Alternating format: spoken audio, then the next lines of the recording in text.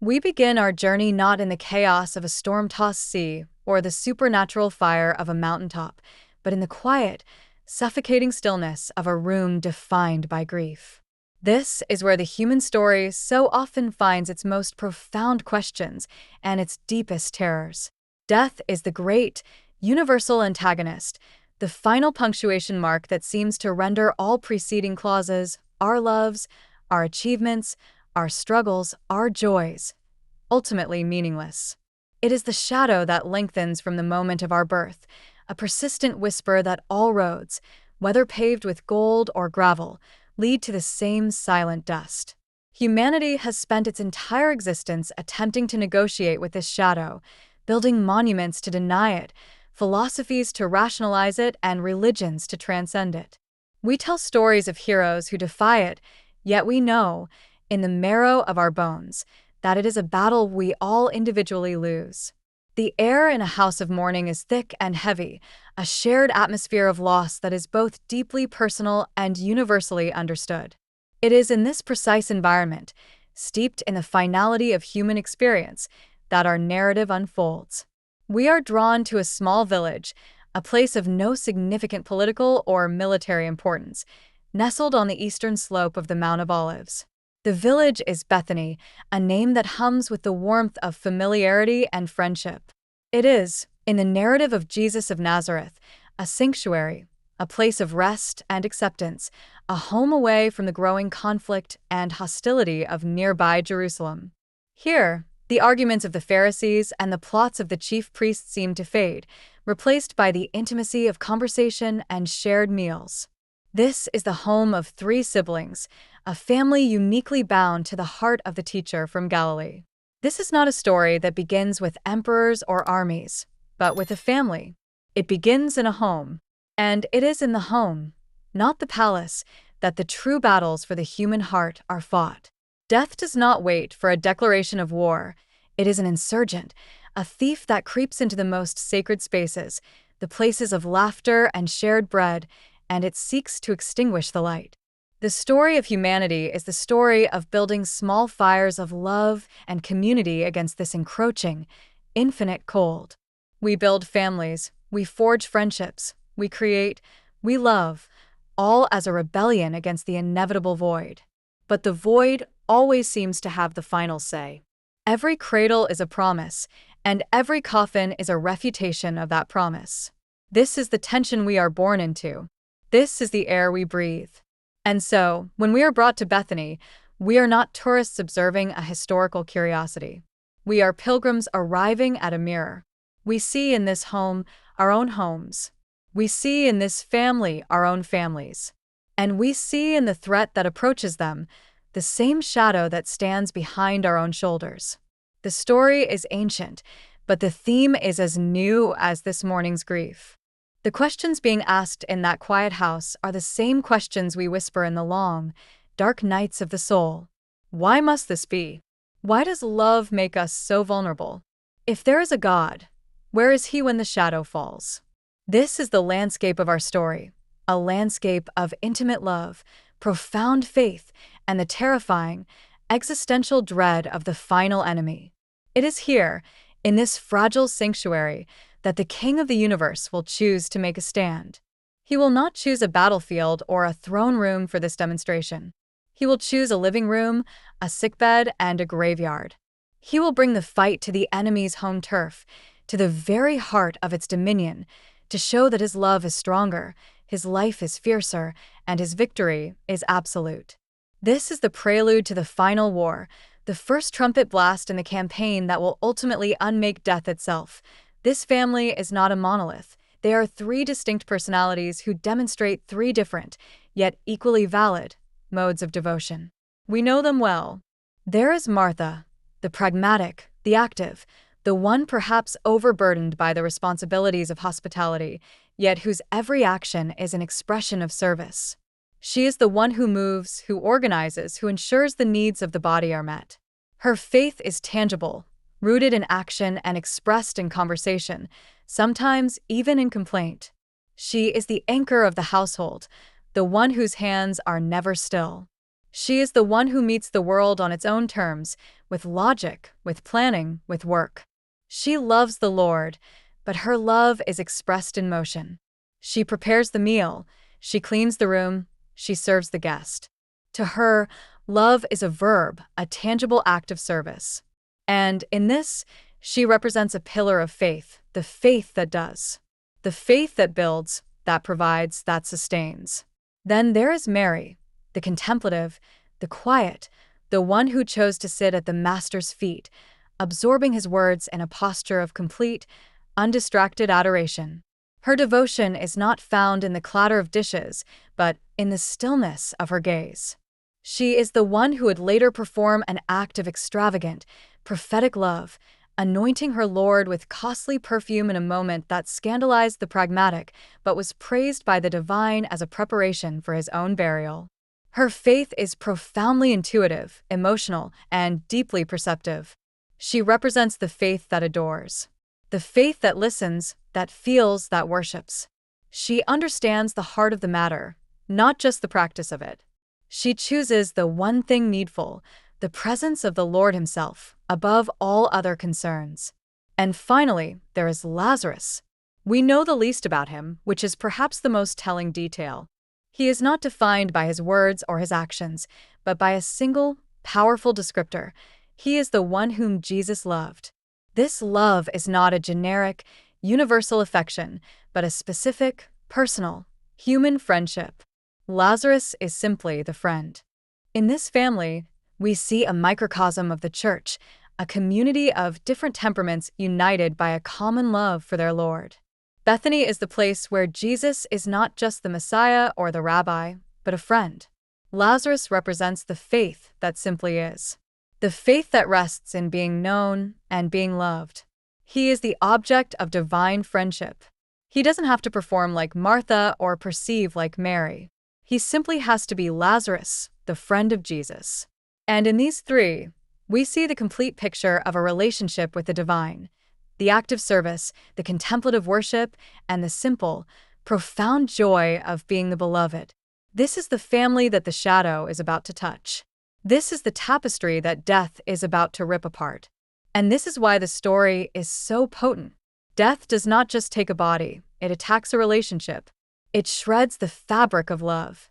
It seeks to prove that this friendship, this service, this adoration is ultimately futile because the grave will claim the friend, the servant, and the worshiper all the same.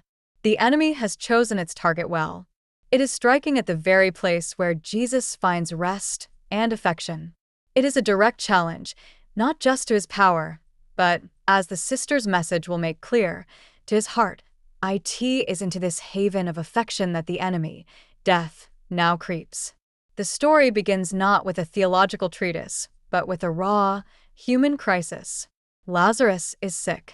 This is not a minor ailment. The text implies a severity that has quickly escalated beyond the reach of local remedies. This is not a passing fever or a common cold. This is the gathering darkness, the systemic failure, the insidious realization that the body, this vessel of life, is fragile and is beginning to fail. We can imagine the atmosphere in that home, once filled with conversation and the smell of bread, now thick with the scent of herbal poultices and the heavier stench of fear. The bustling energy of Martha is now frantic, her actions no longer about hospitality, but about desperation. Every remedy is applied, every comfort offered, but the fever does not break. The breathing becomes more shallow. The light in the eyes of their brother begins to dim. Mary, the contemplative, is no longer sitting in peaceful adoration, but is now kneeling in frantic supplication, her intuition telling her what her mind does not want to accept. Their friend, their brother, is being stolen from them. The sickness of Lazarus is a microcosm of the human condition. We are all, in a sense, sick with a mortality that we cannot cure. From the moment we are born, the process of dying begins. We spend our lives managing the symptoms, distracting ourselves, seeking remedies, but the underlying condition remains. Lazarus, in his sickbed, is a representative of all humanity, lying helpless before an enemy that no human resource can defeat. The hope of the sisters, Mary and Martha, turns from their own resources, which have proven utterly inadequate, to the one person they know who has power over such things. They have seen him heal the blind. They have heard reports of him calming storms. They know that what is impossible for them is possible for him. Their faith, forged in friendship and intimacy, now becomes their only lifeline. They must get word to him, but he is not near. He is away, across the Jordan, a journey of some distance. The urgency is crushing. Every moment that passes, the thread of life in their brother grows thinner. They must send a message. And the message they craft will become one of the most profound statements of faith in the entire scriptural record. It is a message born of desperation, but rooted in deep, unshakable relationship. They do not presume. They do not demand. They appeal to the single most powerful force they know, his love. The message they send is a masterpiece of faithful urgency. It is not a command. It is not even a direct request. They do not say, "Come at once," or "Heal him now."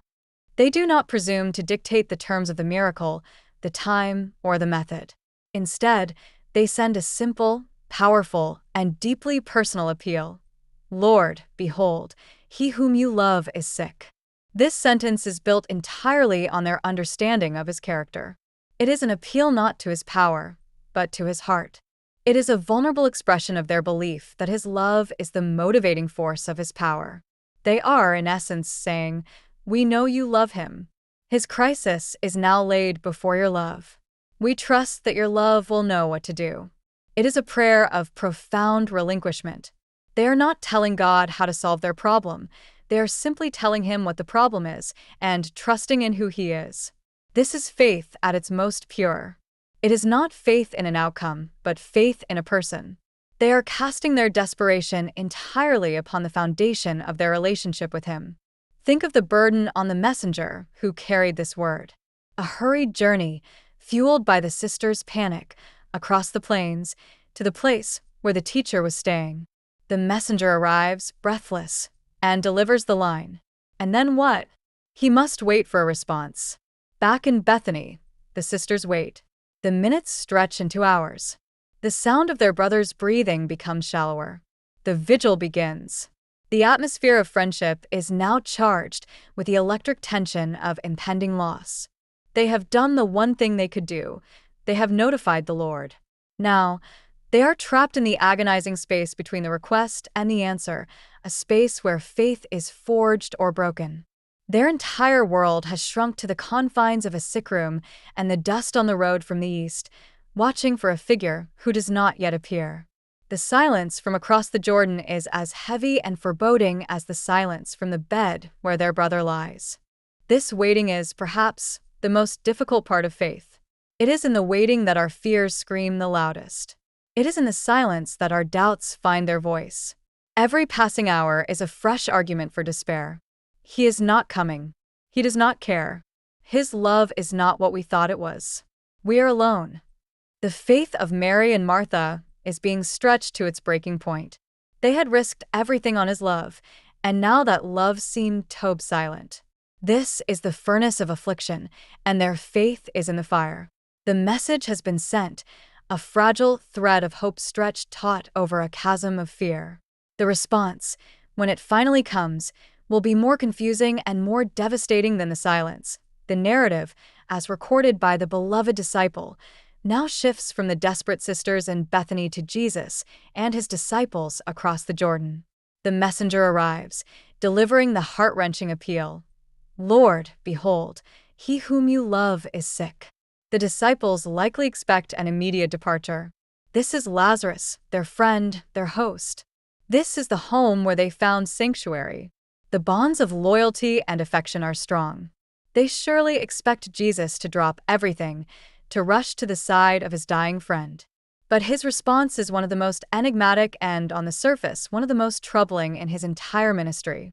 He hears the news, he acknowledges the love, and then he says, "This sickness is not unto death, but for the glory of God, that the Son of God may be glorified through it." What an astonishing, almost cold, statement to make in the face of such desperate human suffering. not unto death. What can this mean? From the human perspective, it is a sickness that is very much unto death. Lazarus is dying. But Jesus is operating from a different perspective. He sees the end from the beginning. He is not looking at the immediate, physical process, but at the ultimate, divine purpose. He is reframing the entire event. This tragedy, he says, is not a random, meaningless assault by the enemy. It is, instead, a divinely ordained stage, a backdrop against which the glory of God is about to be displayed in a way that has never been seen before. This sickness, this suffering, this grief will become the very thing that reveals the identity of the Son of God.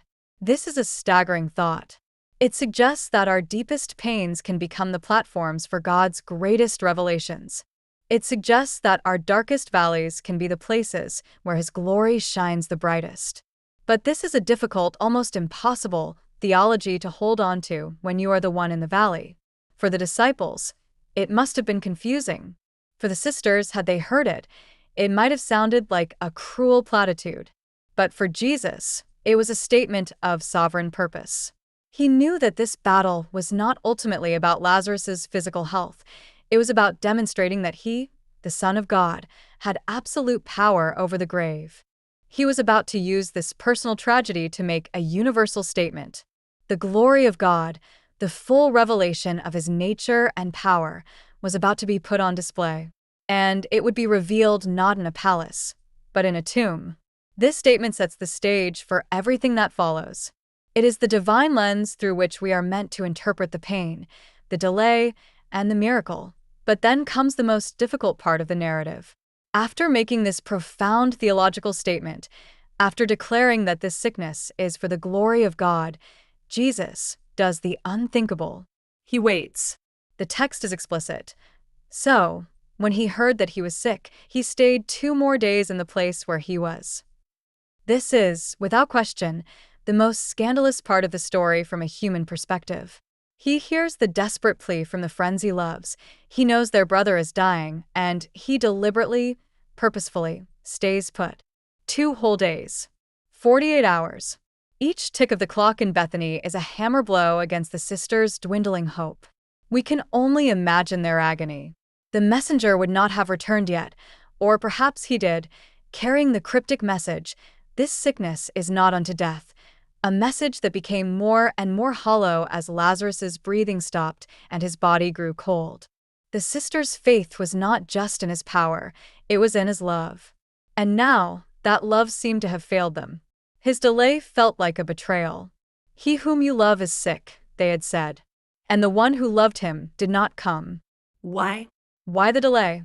The narrative itself gives us the clue. Jesus is not interested in performing a simple healing. He has healed many. He has even, on 2 other occasions, raised someone recently deceased. But this time must be different. This miracle is not for the crowds. It is for His disciples. It is for Mary and Martha. It is for us. He is waiting, purposefully, for death to be complete.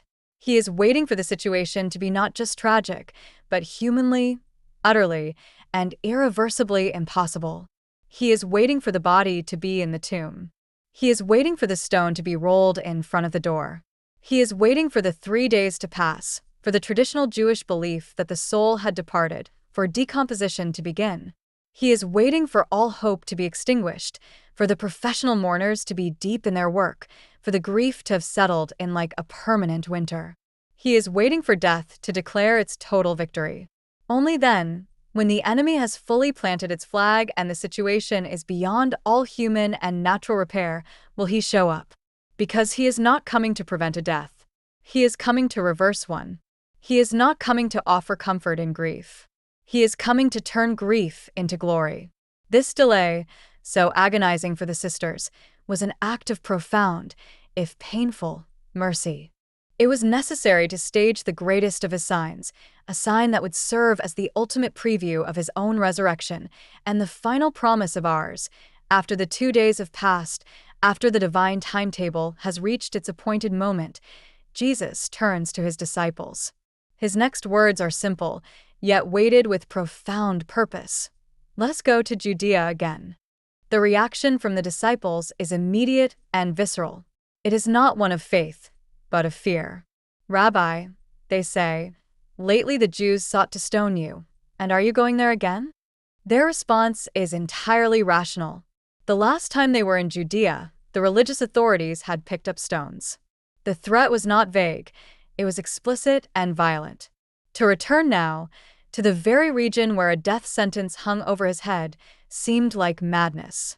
They are, in effect, trying to protect him. They are operating on the level of human logic, of cause and effect, of risk assessment. Bethany is dangerously close to Jerusalem. Going there is walking directly into the lion's den. But Jesus is operating on a different level entirely. He answers their fear with a parable. Are there not 12 hours in the day? If anyone walks in the day, he does not stumble, because he sees the light of this world. But if one walks in the night, he stumbles because the light is not in him. This is his declaration of divine mission. He is the one walking in the day. His day is the appointed time given to him by the Father to complete his work. As long as he is within that divine schedule, as long as he is doing the Father's will, he is perfectly safe. No one can harm him, no one can stumble him, until his hour has come. He is not subject to the plots of men, he is subject only to the will of God. He is teaching his disciples and us that the safest place to be is in the center of God's will, even if that center looks, to the outside world, like the most dangerous place on earth. The night he speaks of is the time when that work is finished, the time of the cross. That hour is coming, but it is not yet here. First, there is an appointment to keep in Bethany. His resolve is set. He will not be deterred by their fear or by the very real threat of death. He is a man on a mission, and that mission is to confront the enemy, death, in its new stronghold, the home of his friend. His face is set toward Judea, toward Bethany, and ultimately, toward Jerusalem. This journey is the beginning of his final passion. The raising of Lazarus will be the act that makes the cross an inevitability. He knows this. And still, he says, "Let us go." Having declared his intention to go, he now reveals the specific purpose, but he does so, at first, in the same metaphorical language he so often used. He says to them, "Our friend Lazarus sleeps, but I go that I may wake him up." He calls him our friend, emphasizing the personal, relational nature of this journey. But the metaphor he chooses is sleep. This is a profoundly gentle and revelatory way to speak of the great enemy. To the sisters in Bethany, to the mourners, to the disciples, death is a terrifying, final, and monstrous reality. It is the king of terrors. But to Jesus, the Lord of life, it is nothing more than sleep. It is a temporary state, a condition that can be reversed with a simple word, just as one would gently wake a sleeping friend. He is reframing the very nature of death in the presence of his own divine authority. He is demoting the king of terrors to a mere shadow. This is the first glimpse of the preview of the final victory. In the new reality he is inaugurating, death has lost its sting, the grave has lost its permanence. It is simply a sleep from which his voice can awaken. This is the language of resurrection. This is the hope that would later infuse the writings of the apostles, who would speak of those who have fallen asleep in Christ. But the disciples, as they so often do, miss the profundity of the metaphor. They are still operating on the purely physical, rational level. They hear sleep, and they think of rest, of recovery. They respond, "Lord, if he sleeps, he will get well." Their logic is sound. Sleep is good for a sick person. It's a sign that the fever has broken, that the crisis is past. They are, perhaps, even relieved. If Lazarus is just sleeping, then the crisis is over, and they don't need to make the dangerous journey to Judea after all. Their literal-mindedness is almost comical, but it serves a crucial narrative purpose. It forces Jesus to be explicit. It forces him to strip away the metaphor and confront them, and us, with the cold, hard reality of the situation and the even more staggering reality of his claim. Their misunderstanding highlights their inability to grasp the spiritual dimension of what is happening. They are thinking of healing. He is thinking of resurrection. They are trying to avoid danger. He is walking directly into it to demonstrate that he has authority over the very thing they fear. They're misundergrasping the disciples' total incomprehension. Jesus now shifts from the gentle metaphor of sleep to a statement of stark, brutal reality. The time for parables is over. The time for plain speaking has come. The beloved disciple records it with chilling simplicity. Then Jesus said to them plainly, "Lazarus is dead." There it is. The word is spoken. The finality of the enemy is named. There is no ambiguity, no softness. The friend they loved is gone. The journey they are about to take is not to a sickbed, but to a tomb. We can imagine the shock that must have hit the disciples. Their brief moment of relief, their hope that Lazarus was simply getting well, is instantly shattered.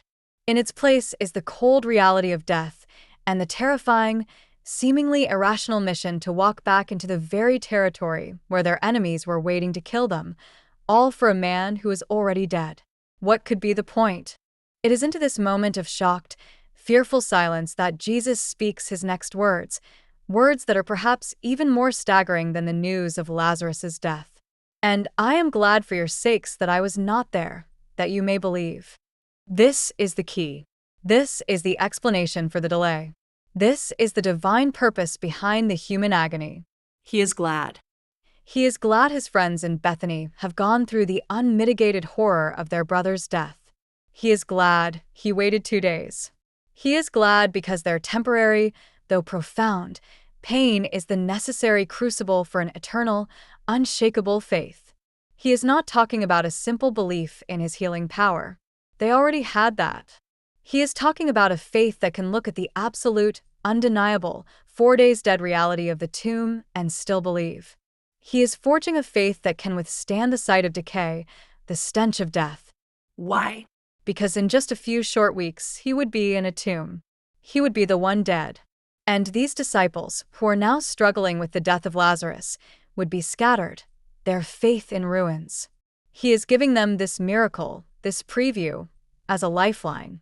He is anchoring their faith to a demonstration of power so undeniable that when they see him on the cross, they will have a memory to cling to, a memory of a voice that called a dead man out of a tomb.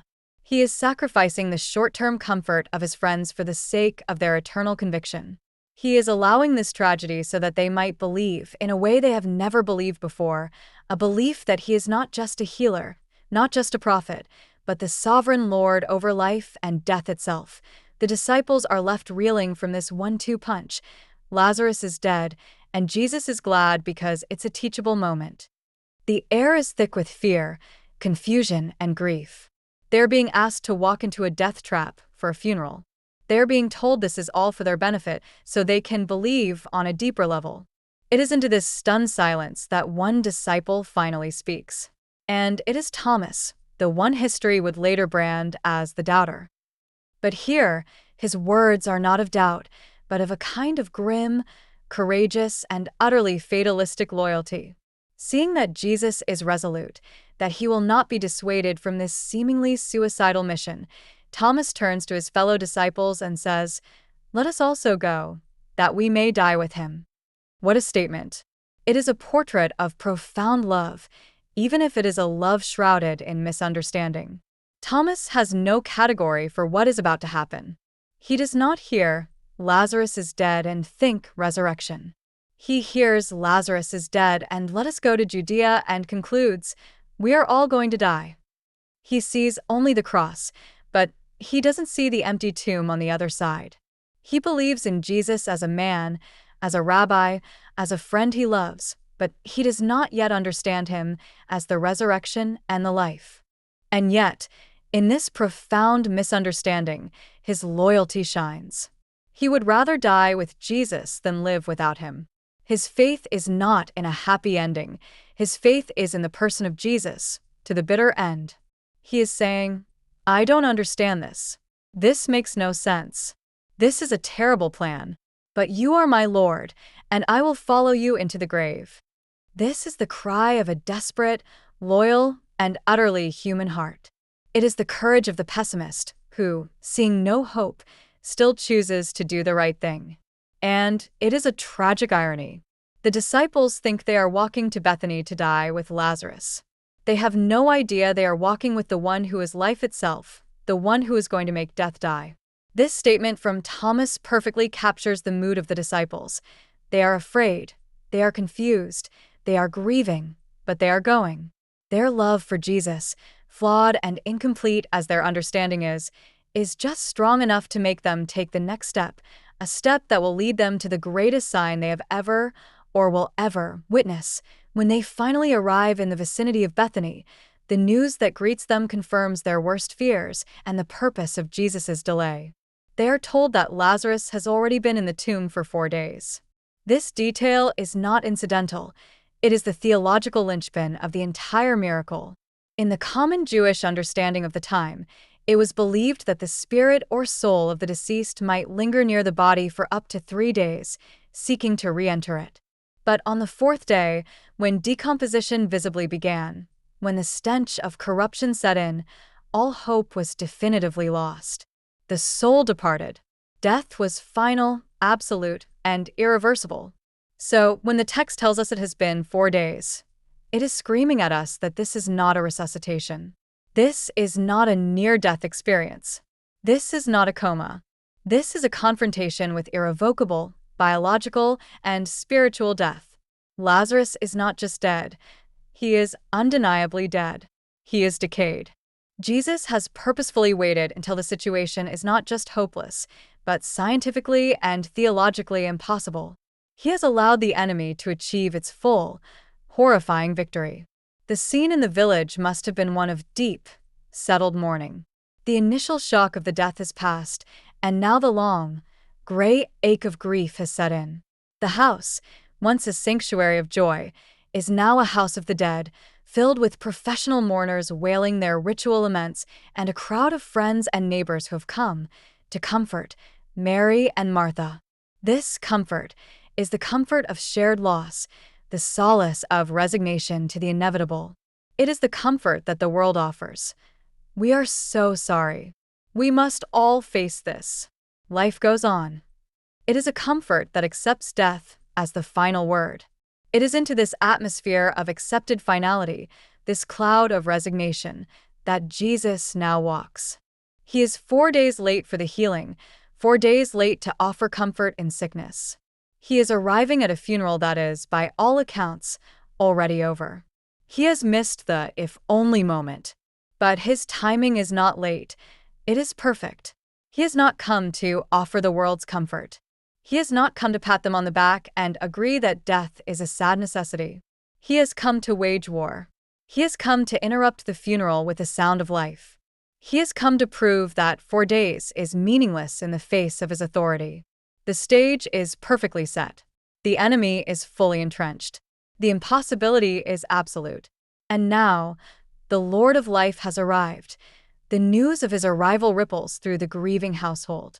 And the 2 sisters, in their grief, react in ways that are perfectly consistent with the personalities we have already met. The text says that as soon as Martha, the woman of action, the doer, the one who cannot sit still, hears that Jesus is coming, she immediately gets up and goes out to meet him. She does not wait. She does not send a servant. She runs. She must confront him. She must bring her grief, her anger, her confusion, and her broken faith directly to him. But Mary, the contemplative, the one who sits still in the house. She is perhaps too crushed by grief, too lost in her sorrow, or perhaps she feels too betrayed by his delay to even move. She remains in the house, surrounded by the mourners, enveloped in the fog of loss. Martha, meanwhile, intercepts Jesus on the road, before he even enters the village. And the first words that tumble out of her mouth are a torrent of faith and anguish, an accusation wrapped in a confession. "Lord, if you had been here, my brother would not have died." These are the words they must have spoken to each other 1,000 times over the past 4 days. If only he had come. If only he had hurried. This didn't have to happen. It is a statement of profound faith in his power. She has no doubt he could have healed him. But it is also a cry of profound bewilderment at his love. How could he, who loved them, not have come? She is confronting the central paradox of suffering, the perceived gap between God's power, God's love, and the reality of our pain. It is the if only that haunts every human tragedy. If only I had left 5 minutes earlier. If only the doctor had seen it sooner. If only God had answered my prayer. Martha speaks for all of us in our grief. She is not irreverent. She is desperately honest. She is bringing her broken, jagged-edged faith to the only one who can do anything about it. She is not turning from him in her anger. She is turning to him with it.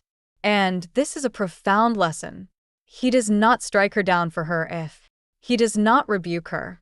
He meets her on the road, in the midst of her messy, complex, and utterly human grief. Martha's raw, honest lament hangs in the air. Lord, if you had been here, my brother would not have died. This statement alone reveals a deep well of faith in his power over sickness. But she doesn't stop there. Even in her grief, even in her confusion over his delay, a spark of faith, however small, still flickers. She immediately follows her, if only, with a statement of staggering, desperate hope. But even now, she says, even now, with him 4 days dead, with the stench of decay setting in, with the stone rolled over the tomb, even now I know that whatever you ask of God, God will give you. What is she saying? What is she daring to hope for? Does she even know? It seems unlikely she is thinking of a full resurrection. That category doesn't truly exist in her mind for the present. She is, perhaps, grasping at straws. Maybe she is hoping for a word of comfort, a profound theological explanation, or maybe, just maybe, a miracle of some kind, though the shape of it is foggy and indistinct. Her faith is a beautiful, tangled mess of past tense regret. If you had been here, and future tense hope, I know he will rise again in the resurrection, all colliding with the unbearable present tense reality of the tomb. But this, even now, is the critical turning point. It is the hinge of the entire encounter. It is Martha, in the face of impossible, empirical evidence to the contrary, choosing to believe that Jesus is still who he said he was, that God's power is still at his disposal, even in the face of death's apparent victory.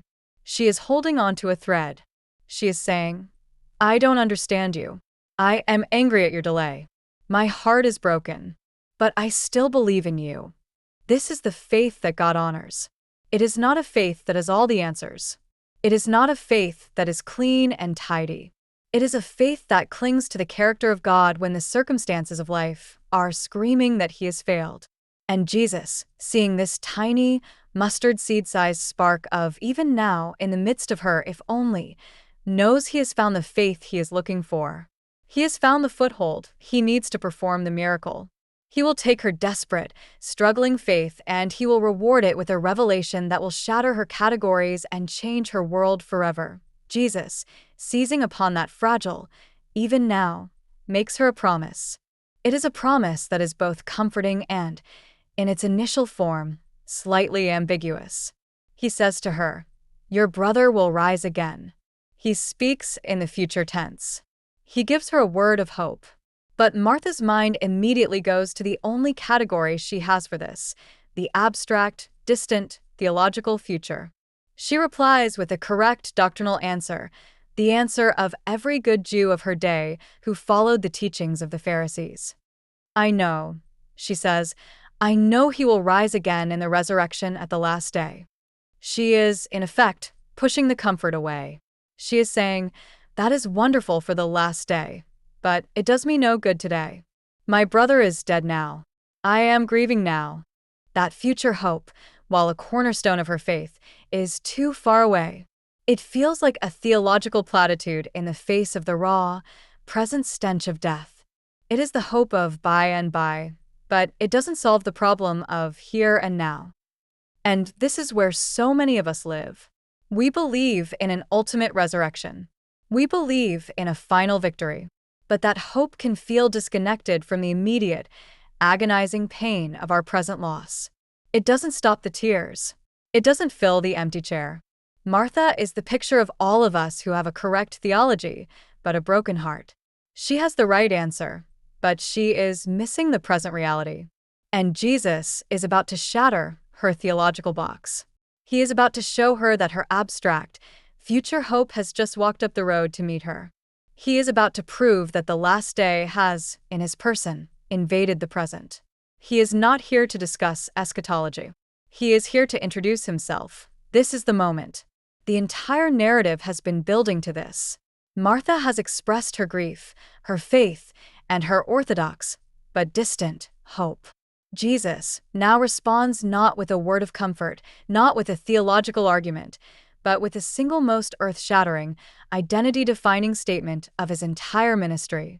He looks at this grieving woman, standing on a dusty road, with the wails of the mourners in the background, and he declares, "I am the resurrection and the life." He does not say, "I will give you resurrection." He does not say, "I will show you the path to life." He says, "I am it." He is the embodiment, the source, the very personification and power of all resurrection and all life. He is claiming that the very power that spoke the universe into existence, the very life force that sustains all creation, is standing before her in the person of her friend, Jesus of Nazareth. He is taking Martha's abstract, far-off hope of the last day and pulling it violently into the present. He is saying, "You are waiting for a what? A future event. But the who of that event is standing right in front of you. The resurrection is not a date on a calendar. It is a person. And I am he." This is the central claim of all Christianity. It is the pivot upon which all history turns. If he is not this, he is a lunatic or a liar. But if he is this, then everything changes. It means death is no longer the final word. It means the tomb is not the end. It means that life is not just a biological accident, but a spiritual reality that flows from his very being. He is not just a teacher of life, he is life. And because he is, the grave has no power over him or over anyone who is united with him. This is the truth that will unmake the world, and he is delivering it not to a king or a high priest, but to a heartbroken woman on the road to a funeral. He doesn't stop with the declaration. He immediately explains the implications of it. "I am the resurrection and the life. He who believes in me, though he may die, he shall live." This first clause is the promise for the believer who has already died. He is speaking directly to Martha's grief. He is saying, "Your brother Lazarus, who believed in me, though he has died, he shall live." Death is not the end of his story. His physical body is in the tomb, but his spirit is alive, and even his body will be raised, because he is connected to me, the source of life. This is the promise of a future resurrection, a guarantee that the grave is only a temporary holding place. But then he goes even further, making a promise for the living, "And whoever lives and believes in me shall never die." This is the second, even more staggering claim. He is speaking of a different kind of death. He is speaking of the second death, the spiritual separation from God, the true death that is the consequence of sin. He is saying that anyone who is currently alive and places their faith in him receives an eternal, divine life right now that the grave cannot touch. Physical death may come, but it will be nothing more than a transition, the sleep he spoke of earlier. It will be a doorway, not a final wall. The believer, he claims, has already passed from eternal death to eternal life. He has defeated death's power in the present for all who trust him. After making these two all-encompassing, cosmic claims, he brings it crashing back down to the personal. He looks Martha right in the eye and asks the single most important question any human being can ever be asked. "Do you believe this?" He forces her to move from a general, abstract creed about a last day to a personal, present-tense trust. He is asking, "Do you believe this about me? Do you believe I am this person?" And her answer is the great confession. "Yes, Lord, I believe that you are the Christ, the Son of God, who is to come into the world." She may not grasp the full implication of what he just said or what he is about to do, but she knows who he is. She confesses him as the Messiah, the Anointed One, the Divine Son. And that faith, however incomplete in its understanding, is all he needs. Having secured Martha's confession, the narrative shifts. Martha, Her heart, now a strange mix of hope and confusion, goes back to the house to call her sister. She does so secretly, telling Mary, "The teacher is here and is calling for you." Perhaps she wants to give Mary a private moment, away from the crowd of wailing mourners. Or perhaps she is already sensing that something momentous is about to happen, something not meant for the casual observer. When Mary, the contemplative, the one who had been sitting in her grief, hears that he is calling for her, she acts with a suddenness that rivals Martha's. She arose quickly and came to him. Her paralysis is broken by his personal call. She, like Martha, runs to him. But her approach is different. She doesn't stop on the road to engage in a theological debate. The moment she sees him, she falls at his feet. This is her posture. Not standing, but prostrate. Her grief is too heavy, her adoration too deep. She falls down in a posture of worship and utter brokenness. And from that position, she sobs out the very same words her sister had spoken. "Lord, if you had been here, my brother would not have died." It is the same lament, the same "if only." But coming from Mary, it feels different. It is not an accusation to be debated. It is a heartbreaking cry of loss. It is the sound of a heart shattering. She has but even now, she has no theological follow-up. She just has her tears and her grief, and she brings them all and lays them at his feet. She is the picture of pure, unfiltered sorrow, casting itself entirely on him. And the crowd of mourners, having seen her leave so abruptly, has followed her, and now they too stand around, weeping with her. The air is filled with the sound of human anguish, the raw, ugly sound of death's victory. It is one thing to talk about death, as he did with Martha. It is another thing to be confronted with the visceral, auditory, and emotional reality of the grief it causes. And it is this, the sight of their weeping, that provokes the most profound reaction from Jesus, the beloved disciple, an eyewitness to this moment, records it with careful, deliberate detail. Therefore, when Jesus saw her weeping, and the Jews who came with her weeping, he groaned in the spirit and was troubled. This is one of the most mysterious and revealing verses in all of Scripture. He knew what he was about to do. He knew that in a few minutes, this weeping would turn to joy. He had known from the beginning that this was all for the glory of God. So, why this reaction? Why the groaning? Why the trouble? The word used for groaned is a powerful one. It does not mean gentle sadness. It means a deep, visceral anger, a feeling of indignation. It is the roar of a lion, a snort of rage. He is not just sad, he is furious. But at what? He is angry at the enemy. He is angry at death. He is angry at the brokenness of the world, at the havoc sin has wreaked upon his perfect creation. He sees the people he loves, Mary and Martha, shattered by this intruder. He sees the "if only" in their hearts. He sees the entire human race represented in this weeping crowd, all of them held hostage by the fear of the grave. And it enrages him. His groaning is the divine no to the tyranny of death. It is the warrior's rage as he surveys the battlefield and sees the cost the enemy has inflicted. And then it says he was troubled. He allowed himself to be troubled. He, the sovereign Lord, let the full weight of their human grief penetrate his own heart. He did not stand aloof, detached, and divine. He stepped into their grief, felt it as his own. This is the mystery of the Incarnation. He is fully God, knowing the end from the beginning, and he is fully man, his heart breaking at the sight of his friends' tears. He is not a distant deity. He is an empathetic high priest, touched with the feeling of our infirmities. He is present. He is angry at what has hurt them, and his heart is troubled with them. This is the heart of the God who is about to wage war. His next words are practical, almost abrupt, cutting through the emotion of the moment. Where have you laid him? He is no longer teaching, he is acting. He is moving toward the battlefield. They say to him, Lord, come and see. They lead him, a solemn procession of grief, toward the tomb.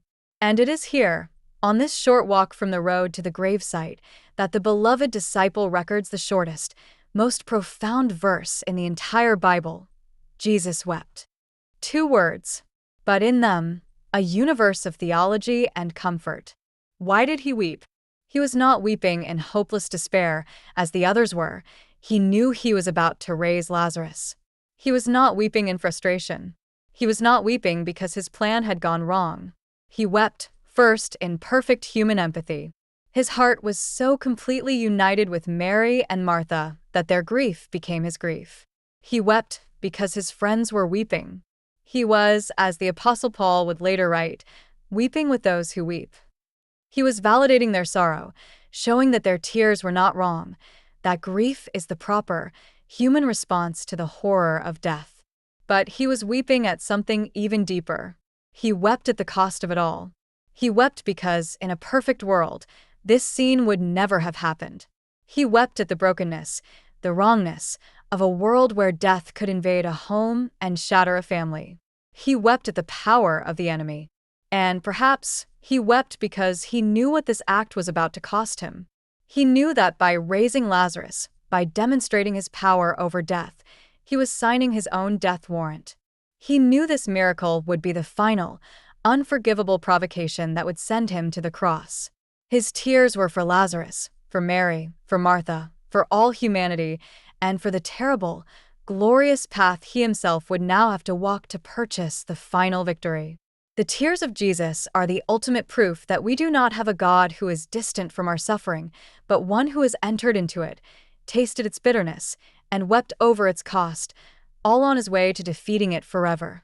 The procession arrives at the tomb. The text tells us it was a cave, and a stone lay against it. This was a common tomb for a family of some means. A cave, either natural or hewn, with a large, heavy stone, likely rolled in a groove, to seal the entrance against animals and grave robbers. This stone is the physical symbol of death's finality. It is the full stop. It is the barrier between the living and the dead. It is the seal of impossibility. And it is here that Jesus, his tears perhaps still wet on his cheeks, his spirit still groaning with holy anger, issues his first command. He does not pray. He does not perform a ritual. He speaks with simple, blunt authority. Take away the stone. This command is a shock. It is a social and a physical violation. You do not open a tomb after 4 days. You do not disturb the dead. You do not invite the stench of corruption out into the air of the living. And it is Martha, always the practical one, always the one grounded in physical reality, who immediately objects. The very woman who, minutes before, had confessed him as the Christ, the Son of God, now flinches at the implications of his command. Her faith, which soared in the abstract, now collides with the sickening, sensory reality of what he is asking. Lord, she says, her voice a mix of horror and warning, by this time there is a stench, for he has been dead 4 days. She is, in a very human way, trying to protect him. She is trying to protect them all from the physical, gag-inducing reality of what is inside. She is saying, don't do this. Let us remember him as he was. Don't confront us with the reality of his decay. The miracle is too late. It is impossible.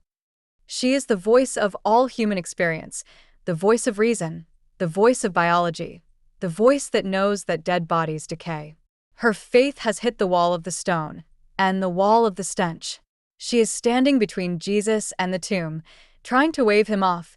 Jesus' response to Martha is not one of anger, but of gentle, firm rebuke. He is not scolding her for her doubt. He is reminding her of his promise. He turns to this woman who is shielding her face from the anticipated stench of death, and he says, "Did I not tell you that if you would believe, you would see the glory of God?" He is calling her back to their conversation on the road. He is calling her back to his declaration, "I am the resurrection." He is reminding her that he had already told her the purpose of this entire, agonizing ordeal, for the glory of God. He is telling her that the very thing she fears, the stench, the decay, the proof of impossibility, is the necessary backdrop for the very thing he promised. The glory of God will not be seen despite the 4 days of decay. It will be seen because of it. The miracle will be all the greater, the glory all the brighter, precisely because the situation is so utterly hopeless. He is issuing a final challenge to her faith and to all of theirs. If you would believe. He is saying that faith is the prerequisite for seeing the glory. Faith is not the result of the miracle. The miracle is the result of faith. Faith is the thing that takes away the stone. Faith is the choice to obey his command, even when it makes no logical or sensory sense. It is the choice to roll away the stone of our own impossible situations, to expose the decay and the stench to him, trusting that his promise is more real than our reality. Martha is silenced. The men, hearing the command from Jesus and the silence from Martha, bend their shoulders to the task. The great stone groans in its track and rolls aside, opening the dark mouth of the tomb to the daylight. The crowd gasps, they pull their robes over their faces, bracing for the inevitable, horrifying smell of death. The tomb is open. The impossible situation is now fully exposed, and Jesus stands before it, ready, with the stone rolled away, with the darkness of the tomb exposed to the light of day. Jesus does something remarkable. He does not immediately shout into the tomb. He does not begin a frantic incantation. He lifts his eyes to heaven. He speaks to his Father. And his prayer is not a prayer of desperate supplication. It is a prayer of calm, confident thanksgiving. Father, I thank you that you have heard me. He is thanking the Father in the present for something that, to the human eye, has not yet happened. He is operating in the perfect, unbroken communion of the Godhead. This is not the prayer of a prophet asking God to do something. This is the prayer of the Son thanking the Father for what they have already willed. He continues, "And I know that you always hear me. In fact, I know that you and I are one." He is pulling back the curtain, for just a moment, on his divine identity. But then he explains why he is praying aloud. "But because of the people who are standing by, I said this, that they may believe that you sent me." This entire prayer is for them. It is for the crowd. It is for Martha, for Mary, for the disciples, for the skeptical Jews who have followed them. He is explicitly connecting the miracle he is about to perform with his relationship to the Father. He is making it clear that this act of power is not a magic trick, not an act of a rogue sorcerer. It is a sign, a credential, proving that he is the sent one, the Messiah, the Son of God, acting in perfect, loving obedience to the Father's will. He is demonstrating that his power flows from his unity with the Father. He is preemptively answering the accusation he knows will come, that he does this by the power of the devil. He is, in effect, consecrating the miracle, wrapping it in the context of his divine mission, ensuring that all who see it will know the source of the power. He is showing them that faith in him is faith in the Father who sent him. The prayer is finished. The connection is made. The stage is set. Then, having finished his prayer, he takes a breath. The crowd is silent, leaning in, their senses assaulted by the smell of death, their minds reeling from his prayer. And the text says that he cried with a loud voice. This is not a gentle whisper. This is not a calm request. It is a shout. It is a command. It is the roar of the lion, the voice of the Creator, the cry of the warrior king invading the territory of the enemy. It is a voice that reverberates with the authority of heaven itself. And he shouts a name. Lazarus, come forth. A 1,000-word meditation could be written on these two words. First, he calls him by name. He does not shout, "Whoever is in the tomb, come forth." The old theologians were fond of saying that if he had, every grave in that cemetery would have given up its dead. His call is personal. It is the voice of the shepherd calling his specific, beloved sheep by name. Death is a universal, anonymous power. It reduces everyone to dust. But the resurrection is intensely personal. The Lord of life knows your name. He calls you. He is shouting past the decay, past the stench, past the 4 days, past the power of the grave, and he is speaking directly to the spirit of his friend. Lazarus. It is a call of relationship. And then it is a command. Come forth. This is the creative word. This is the same voice that said, "Let there be light," and light was. This is the voice of sovereign authority. He does not plead with death. He does not negotiate with the grave. He commands it.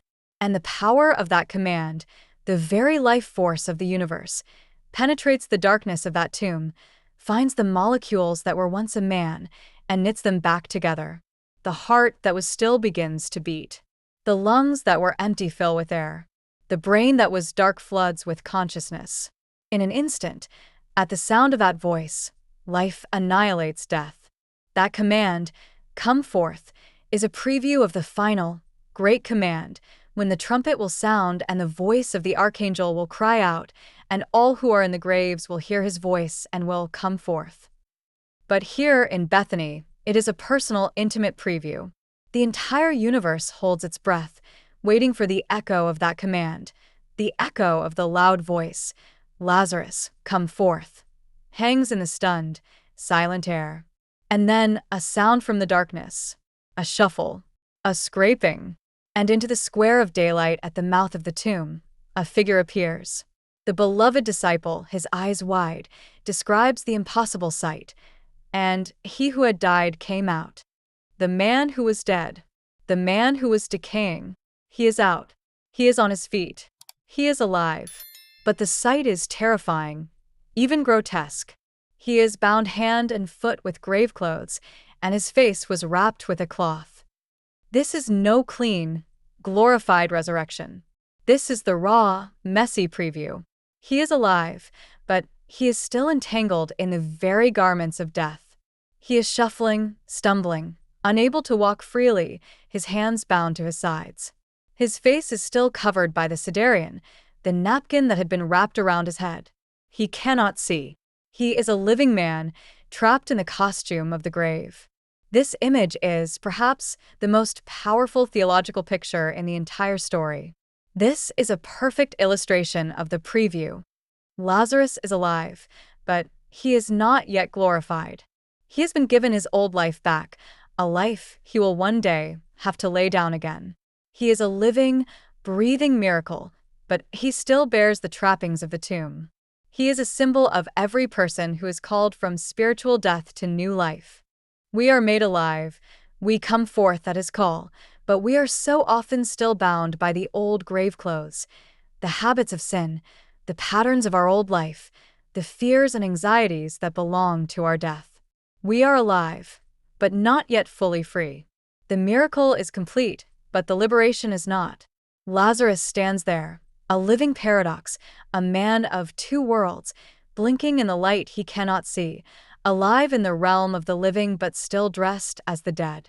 The crowd is frozen, suspended between ecstatic joy and sheer, primal terror. What they are seeing is not supposed to be possible.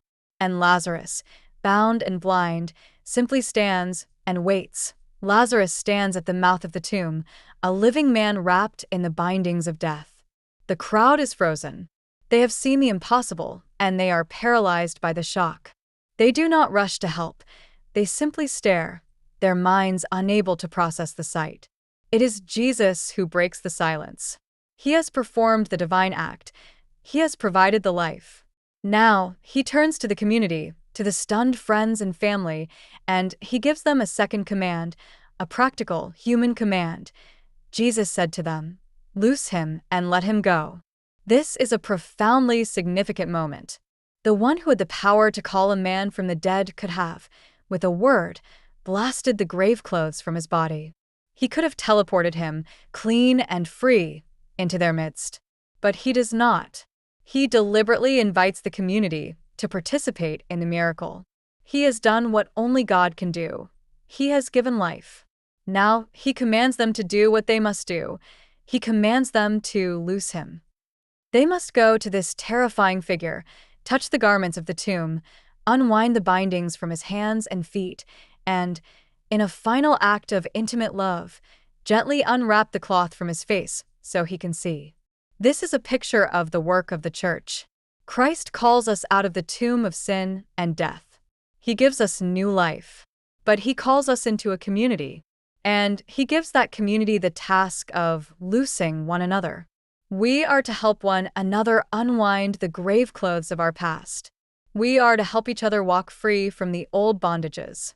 We are to be the hands that gently remove the cloths that blind us, helping each other to see the new world, the new life we have been called into. He does not just save us from something, He saves us into a community. And that community has a job to do. The miracle of new life is divine and instantaneous. The process of walking in freedom is communal and practical. They rush forward, their fear replaced by a frantic joy. Hands reach out, they untie the knots, they pull away the stained linen, and finally, they lift the cloth from his face. And Lazarus, their brother, their friend, blinks in the bright afternoon sun, his eyes finding the face of the one who called his name. The aftermath of this event is as dramatic and as polarizing as the miracle itself. The narrative splits the crowd into two distinct groups. On the one hand, many of the Jews who had come to Mary and had seen the things Jesus did believed in him. For them, this sign was the undeniable proof.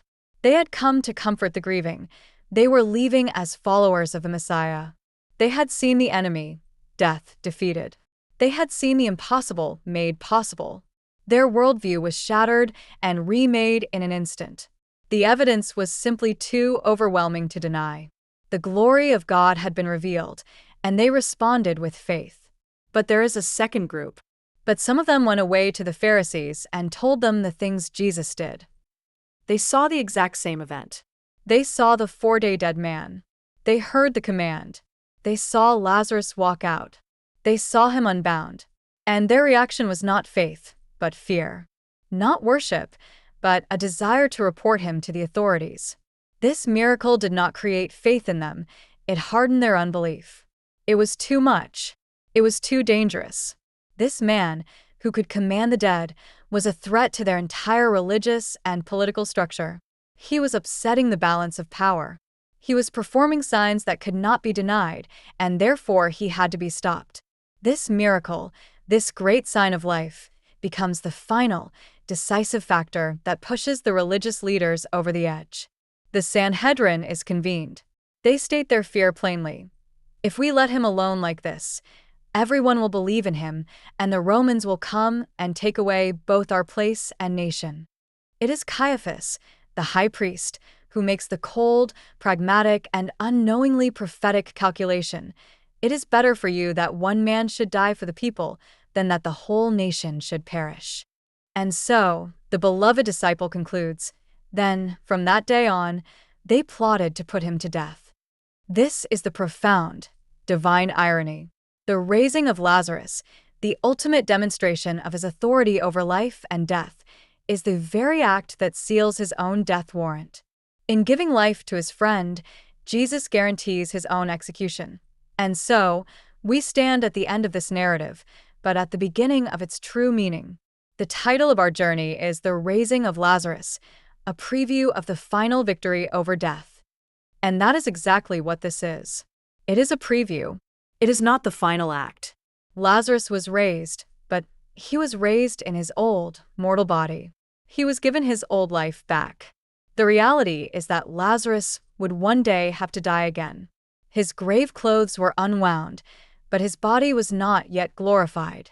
He was a temporary miracle, a sign pointing to a greater, permanent reality.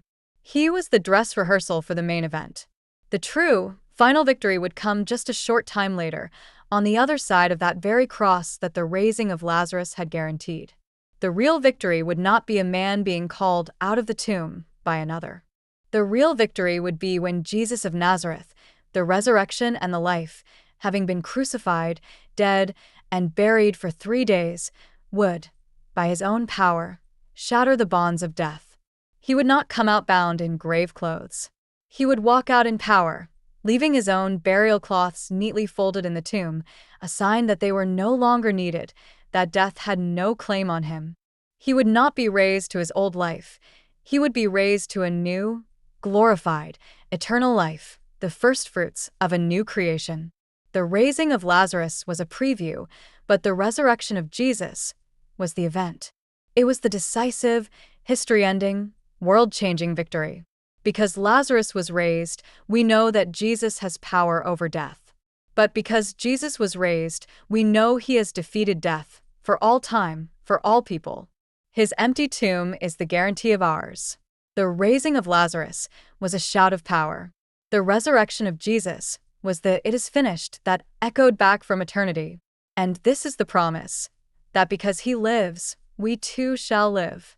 The day is coming when all who are asleep in him will hear his voice, not the agonized, loud voice of a warrior in battle, but the triumphant trumpet call of a king returning for his own, and they will come forth, not bound in grave clothes, but transformed in the twinkling of an eye, death itself finally and forever defeated, swallowed up in the final, ultimate, and eternal victory of life. And so, this preview, this astonishing dress rehearsal, leaves us with the figure of Lazarus himself, a man who is now a living paradox. What was it like to be Lazarus in the days that followed? He is a man who has crossed the final frontier and been forcibly recalled. He carries within him the knowledge of a place or a state that no other living human being understands. He is a living sign, a walking sermon, a breathing miracle. When he sits at the table, as he does in the very next chapter of the story, the simple, mundane act of eating, of passing the bread, of drinking, becomes a profound act of defiance against the enemy. Every breath he takes is a testimony. He is the living proof that the words of his friend, Jesus, are not mere philosophy, but creative, world-altering power. Imagine the conversations in Bethany. The mourners' wails have been replaced by stunned, ecstatic joy. But what does Lazarus say? The scripture is silent on his testimony, perhaps because no human words could contain the reality of what he had experienced. Or perhaps his presence was the only testimony needed. He is the evidence, the walking, breathing exhibit of the authority of Jesus. People would come from miles around, not just to see the teacher, but to stare at the man who had been 4 days dead. He becomes a human spectacle, a living, tangible link between the world of the living and the realm of the dead. But this is the key. He is a preview. He is not the final product. He was raised, as we noted, in his mortality. He will grow old. He will one day face sickness again. And he will one day die again. His resurrection was a resuscitation, a temporary recall from the grave. This is why it is a sign, and not the final victory. It points beyond itself. It tells us that Jesus has the authority to reverse death, but it is not, in itself, the abolition of death. Lazarus is a living, breathing question. If this is the preview, what must the main event be like? He is a man who has been loosed, but he is still living in a world bound by death. He is a foretaste of the promise, a single ray of dawn that heralds the coming, inevitable, and irreversible sunrise.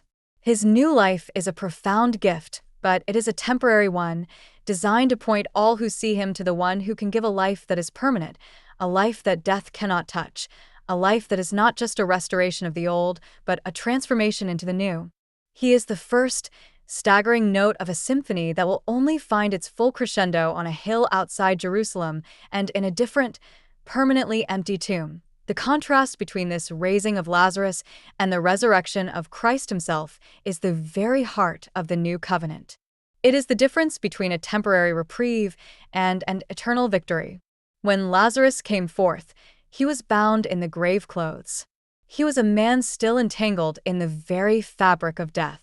He had to be loosed by human hands. He was weak, stumbling, blinded by the cloth over his face. He came out of the tomb, but he brought the stench and the bindings of the tomb with him. He was a picture of life, yes, but a life still heavily shrouded by the shadow of death. He was restored to his bios, his biological life, but it was a bios that was still subject to decay and finality. But when Jesus comes forth from his own tomb, the scene is profoundly, radically different.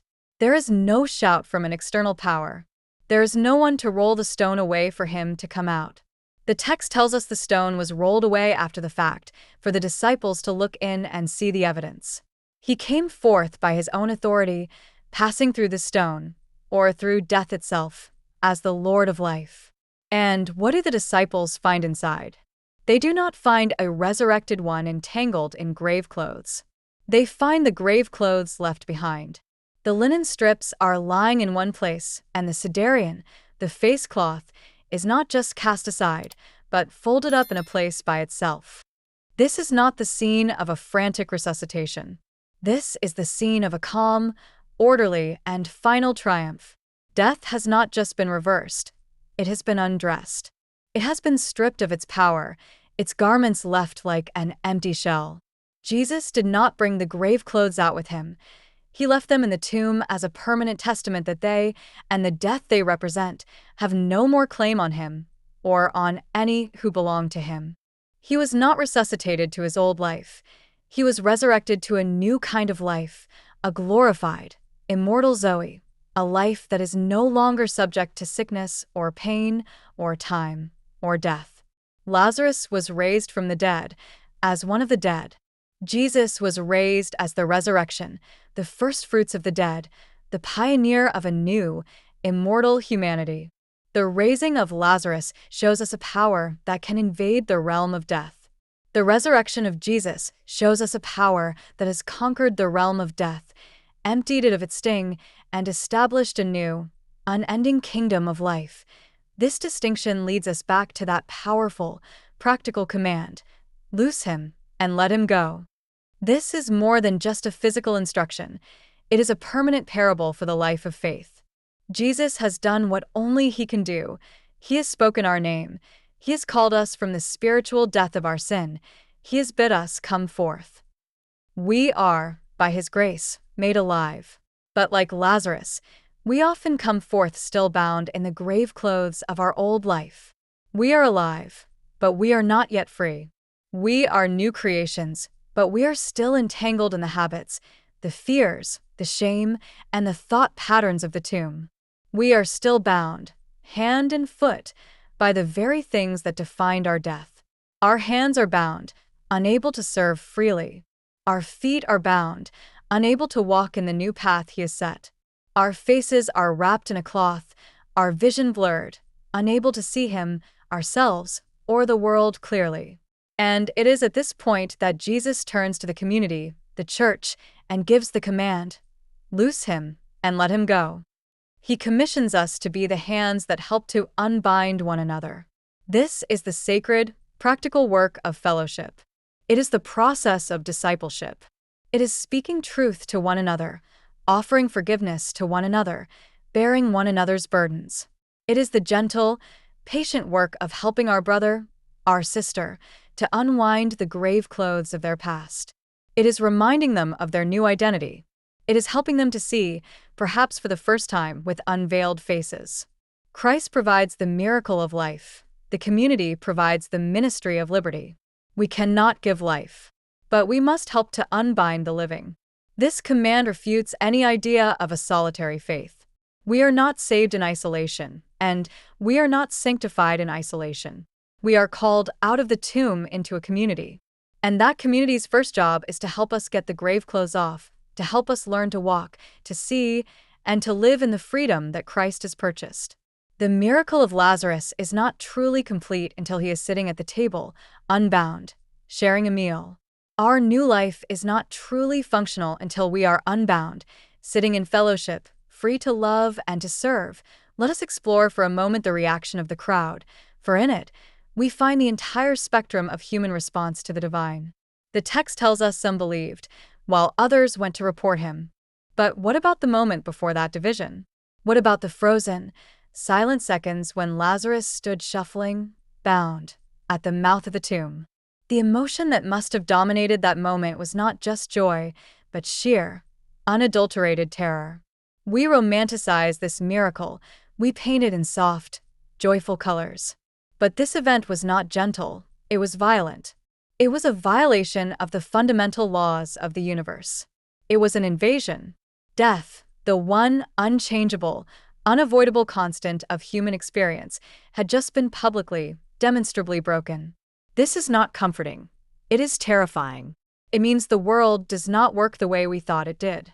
It means there is a power loose in the world that does not answer to physics or biology or time.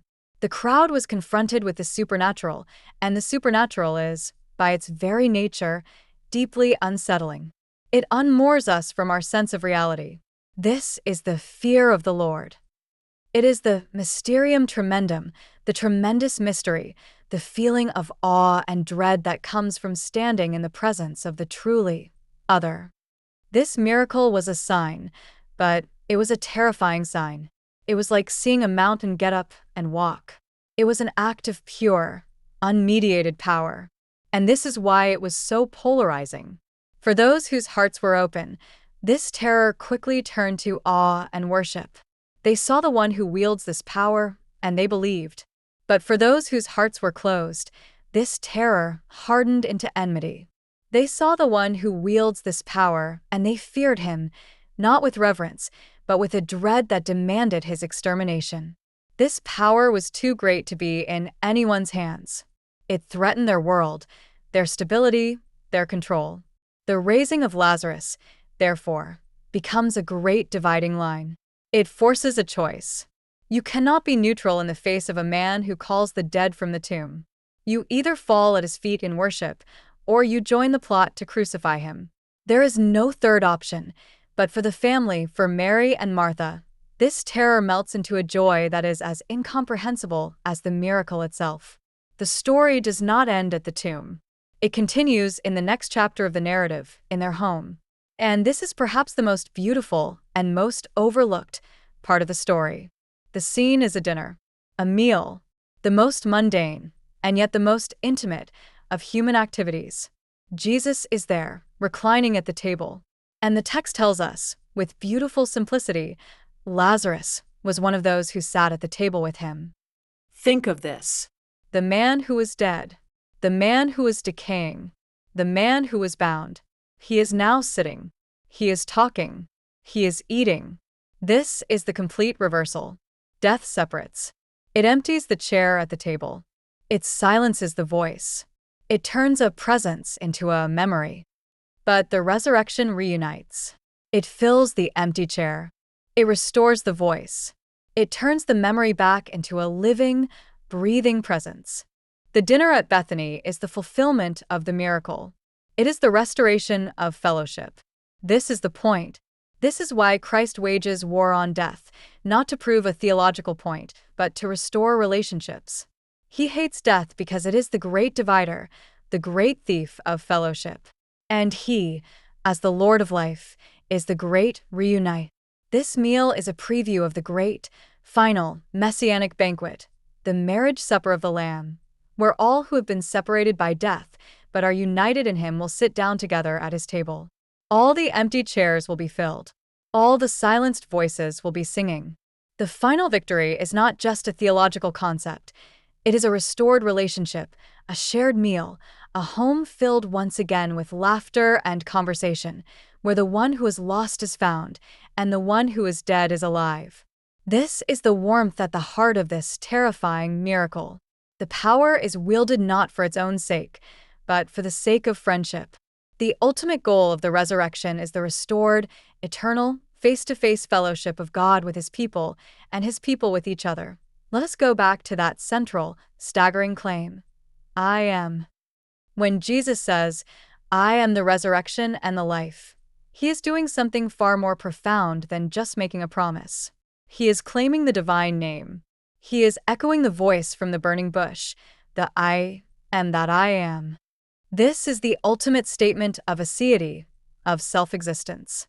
He is not just a conduit of God's power. He is God. He is not a prophet who prays for resurrection. He is the resurrection. He is not a teacher who shows the way to life. He is the life. This claim is the axle on which the entire narrative turns. He is stating that all life, all existence, all being, originates in him and is sustained by him. The life that beats in Lazarus's chest, the life that beats in Martha's heart, the life that animates the entire cosmos, is alone from him. He is the source of the river, not just a cup of water from it. This is why he can command the dead. He is not violating a law of nature. He is the author of that law, and he is rewriting it. He is not fixing death. He is demonstrating his absolute, sovereign authority over it, as its creator and master. This is the glory of God that he wanted them to see. It is not just the glory of a miracle, it is the glory of his identity. He is forcing them and us to confront his divinity. This is why the reaction was so extreme. If he is not, I am, then he is a blasphemer of the highest order, and the Pharisees are correct to want him stoned. But if he is, I am, then he is the Lord of heaven and earth, and the only sane response is to fall at his feet, as Mary did. The story of Lazarus is, at its core, a revelation of who Jesus is. He is not just a good man, a great teacher, or a powerful prophet. He is the self-existent, eternal God, the source of all life, invading his own creation to reclaim it from the usurper, death. And he claims to be two things, the resurrection and the life. This is not a redundancy. It is a brilliant, all-encompassing declaration. He is the resurrection for those who have died. He is the promise for the past and the dead. He speaks to Martha's grief for Lazarus, who is already in the tomb. He says, "He who believes in me, though he may die, he shall live." This is the promise of future, bodily resurrection. It is the promise that the grave is not the end. It is the guarantee that, at his voice, all who are in him will come forth. This is the hope for the funeral. This is the comfort for the grave. But he is also the life. This is the promise for the present and the living. And whoever lives and believes in me shall never die. This speaks to our reality right now. He is offering a kind of life, a quality of life, that spiritual, eternal death cannot touch. Theologians call this Zoe, the divine, uncreated life of God himself, as distinct from bios, mere biological existence. He is saying that the moment we believe in him, we are infused with this Zoe life. Our bios may one day fail. Our bodies will die. But we, our essential selves, the spirits infused with his Zoe life, will never die. We will pass, in that instant, from one state of life to a greater, fuller state of life. We will simply fall asleep and awaken in his presence. He is, therefore, the master of both realms. He is the solution to past death, the resurrection, and the solution to present death, the life. He has conquered death in its entirety. He is the Lord of the dead and the Lord of the living. This single sentence is the most complete, comprehensive promise of salvation in all of Scripture, addressing both our future hope and our present reality. Crucially, this entire, cosmos-changing promise is activated by a single, simple condition: he who believes in me. The connection between his infinite power and our finite selves is belief. Faith is the conduit. It is the hand that reaches out to accept the gift. It is the yes to his I am. Notice that Jesus does not say, "He who is morally perfect," or "he who performs great acts of service," or "he who has a perfect theological understanding." He says, "He who believes." This is the great equalizer. It is a gift offered to Martha, the anxious doer. It is offered to Mary, the weeping worshiper. It is offered to the disciples, who are terrified and confused. It is offered to the crowd, who are a mix of skeptics and seekers. The power is his. The only requirement is trust. And this is why, after making this galactic claim, he brings it down to that penetrating, personal question: do you believe this? He is forcing Martha to move from, "I believe in you," a general sense of trust, to "I believe this about you," a specific trust in his identity as the resurrection. He is asking her, "Are you willing to stake your entire hope, not on a future event, but on me as a person?" This is the question he asks every one of us. It is not enough to believe about him. It is not enough to believe in the resurrection at the last day as an abstract doctrine. He asks, "Do you believe that I am that resurrection? Do you believe that I am that life?" Faith is not adherence to a creed. It is adherence to a person. It is the transfer of trust from our own resources, from our own philosophies, from our own if-onlys, onto his I am. And it is this belief, this raw, vulnerable, often struggling trust, that is the key that unlocks the tomb. It is the channel through which the Zoe life flows. Martha's response is the great confession that mirrors Peter's at Caesarea Philippi. "Yes, Lord, I believe that you are the Christ, the Son of God, who is to come into the world." Let us unpack the profound layers of this declaration. She is not just agreeing with his statement. She is, in fact, answering his specific question about being the resurrection with an even broader, all-encompassing statement of his identity. First, she calls him Lord. This is the title of respect, of submission. He is her master. Second, she says, I believe. She makes the personal choice. She steps from the crowd and takes her stand. Third, she says he is the Christ. This is the Greek word for the Hebrew Messiah. He is the anointed one, the long-awaited king, the one prophesied for centuries, the one who would come to redeem Israel. She is placing him at the center of all her prophetic hopes. Fourth, she calls him the Son of God. This is the claim of divinity. She is not just saying he is a king, she is saying he is divine. She is acknowledging his unique, intimate relationship with the Father, the very thing he had just prayed about. Finally, she says he is the one who is to come into the world. He is the sent one, the divine invasion, the hope of all humanity. In this single sentence, Martha, in the midst of her grief, her confusion, and her if onlys, articulates a clearer, more complete Christology than perhaps even the disciples held at that time. She may not have understood how he was the resurrection, but she knew who he was. And this is the bedrock of faith. We may not understand the how of our own suffering, our own why, or if only. But if we can, like Martha, hold on to the who, that he is the Christ, the Son of God, our Lord, then that faith is the foundation upon which he can and will build his miracles. Her confession becomes the anchor point for the entire event. Now, contrast Martha's profound confession with the cynical calculation of the high priest, Caiaphas. This is the great and tragic pivot of the story. The news of this undeniable, public miracle reaches the Sanhedrin. And what is their response? It is not theological inquiry. It is not humble investigation. It is political panic. If we let him alone like this, they say, everyone will believe in him, and the Romans will come and take away both our place and nation. Their concern is not for truth, it is for power. Their fear is not for their souls, it is for their status. They see the very same evidence as Martha. They hear of the very same power. But where Martha saw Lord to be worshipped, they see a threat to be neutralized. And it is Caiaphas who provides the cold, political solution. It is better for you that one man should die for the people than that the whole nation should perish. He says this, the beloved disciple tells us, not of himself, but as a prophecy. This is one of the most staggering ironies in all of literature. God uses the mouth of his enemy, the very man plotting his murder, to articulate the glorious, divine, substitutionary gospel. Caiaphas meant it as a pragmatic, political trade.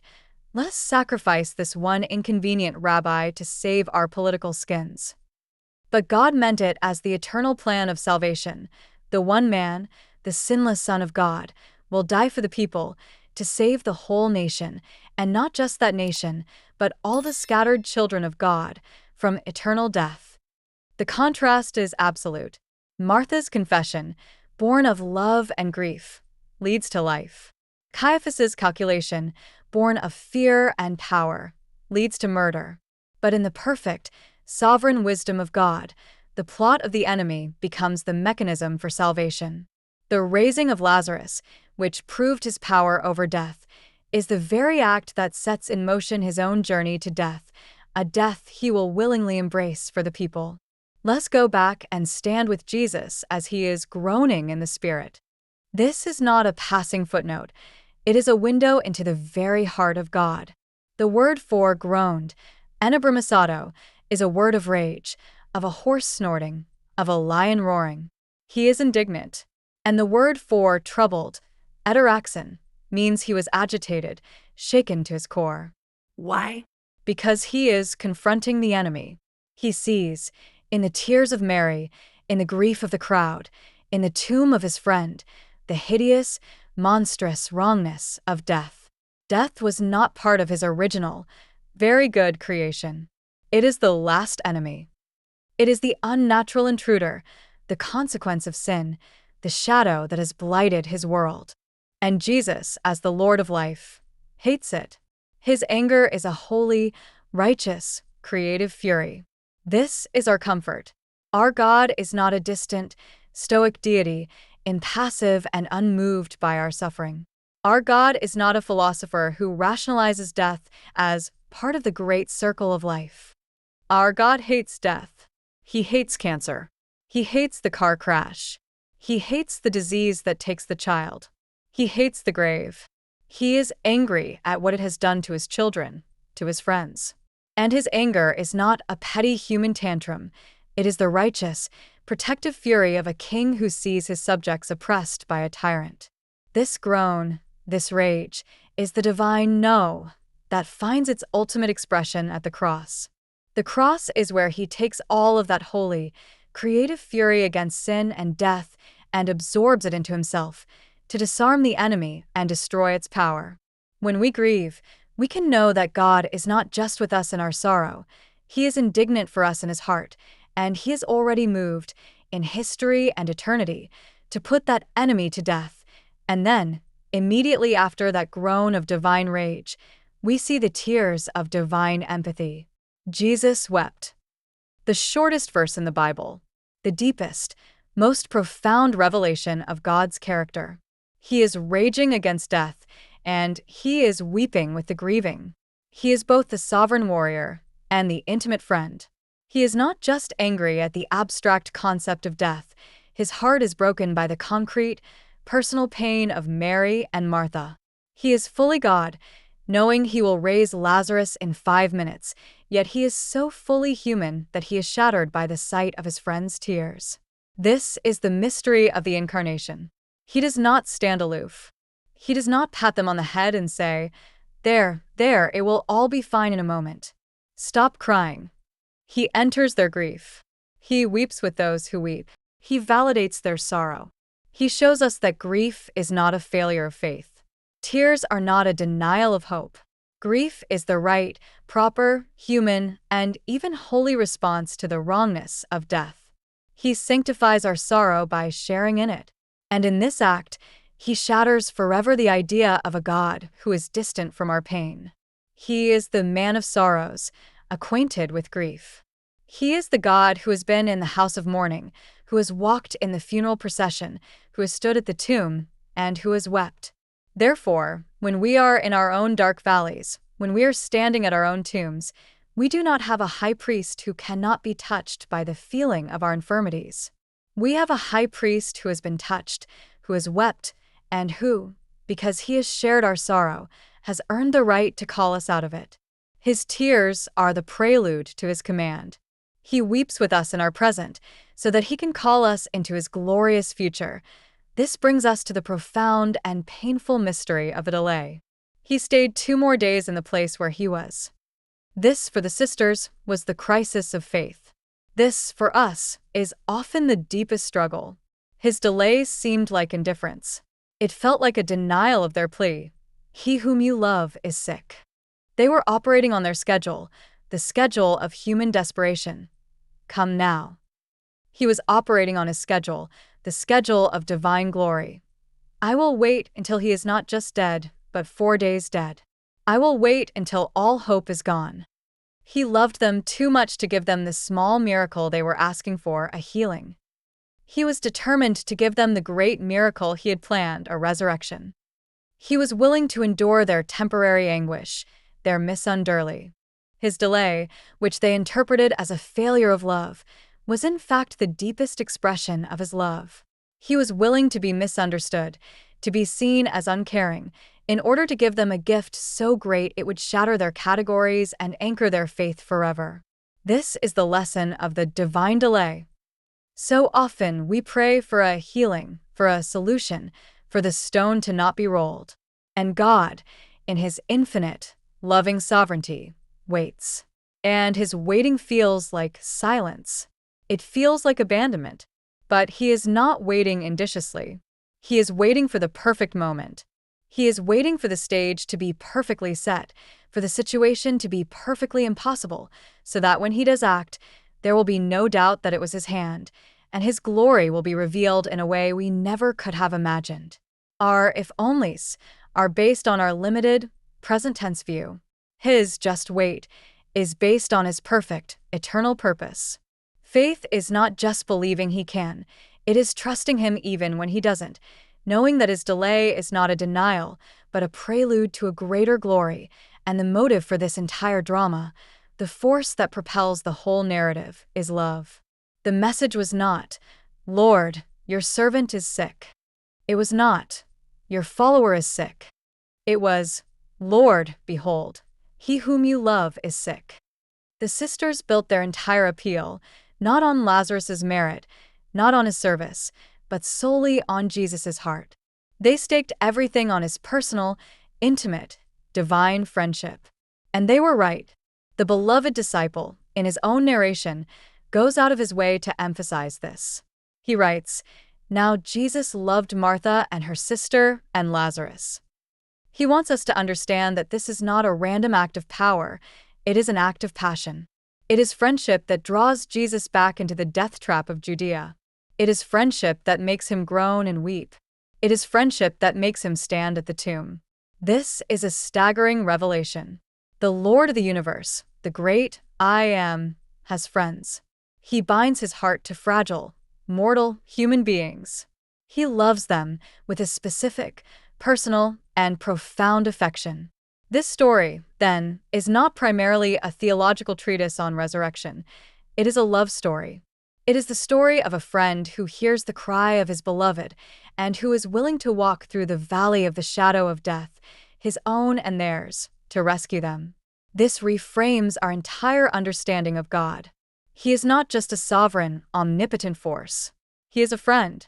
He is a God whose heart is his primary motivation. His power is the servant of his love. He does not just love humanity in the abstract, he loves us. He loves you. And when we are sick, when we are in the tomb of our own despair, our appeal is the same as Mary and Martha's. "Lord, behold, the one you love is sick." And we can have absolute confidence that this appeal, staked on his unchanging heart, will always, in his perfect time and his perfect way, be answered. This love, this friendship, is what makes the purpose of glory so beautiful. The entire event, Jesus says, is for the glory of God. This can sound cold to us, as if God is using our human pain as a mere stage to show off. But we misunderstand. What is the glory of God? The glory of God is the full, unveiled, public display of his character. It is the revelation of who he truly is. And who did he just reveal himself to be? He revealed himself to be the I Am, the sovereign Lord of life.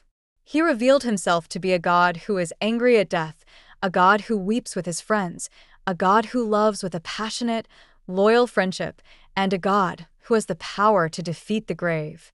The glory, then, is not a cold, self-serving display. The glory is his love. The glory is his compassion. The glory is his power in service of his love. He is glorified when we see him, in his fullness, as both infinitely powerful and infinitely loving. The glory of God is not in conflict with the good of his children. The glory of God is the good of his children.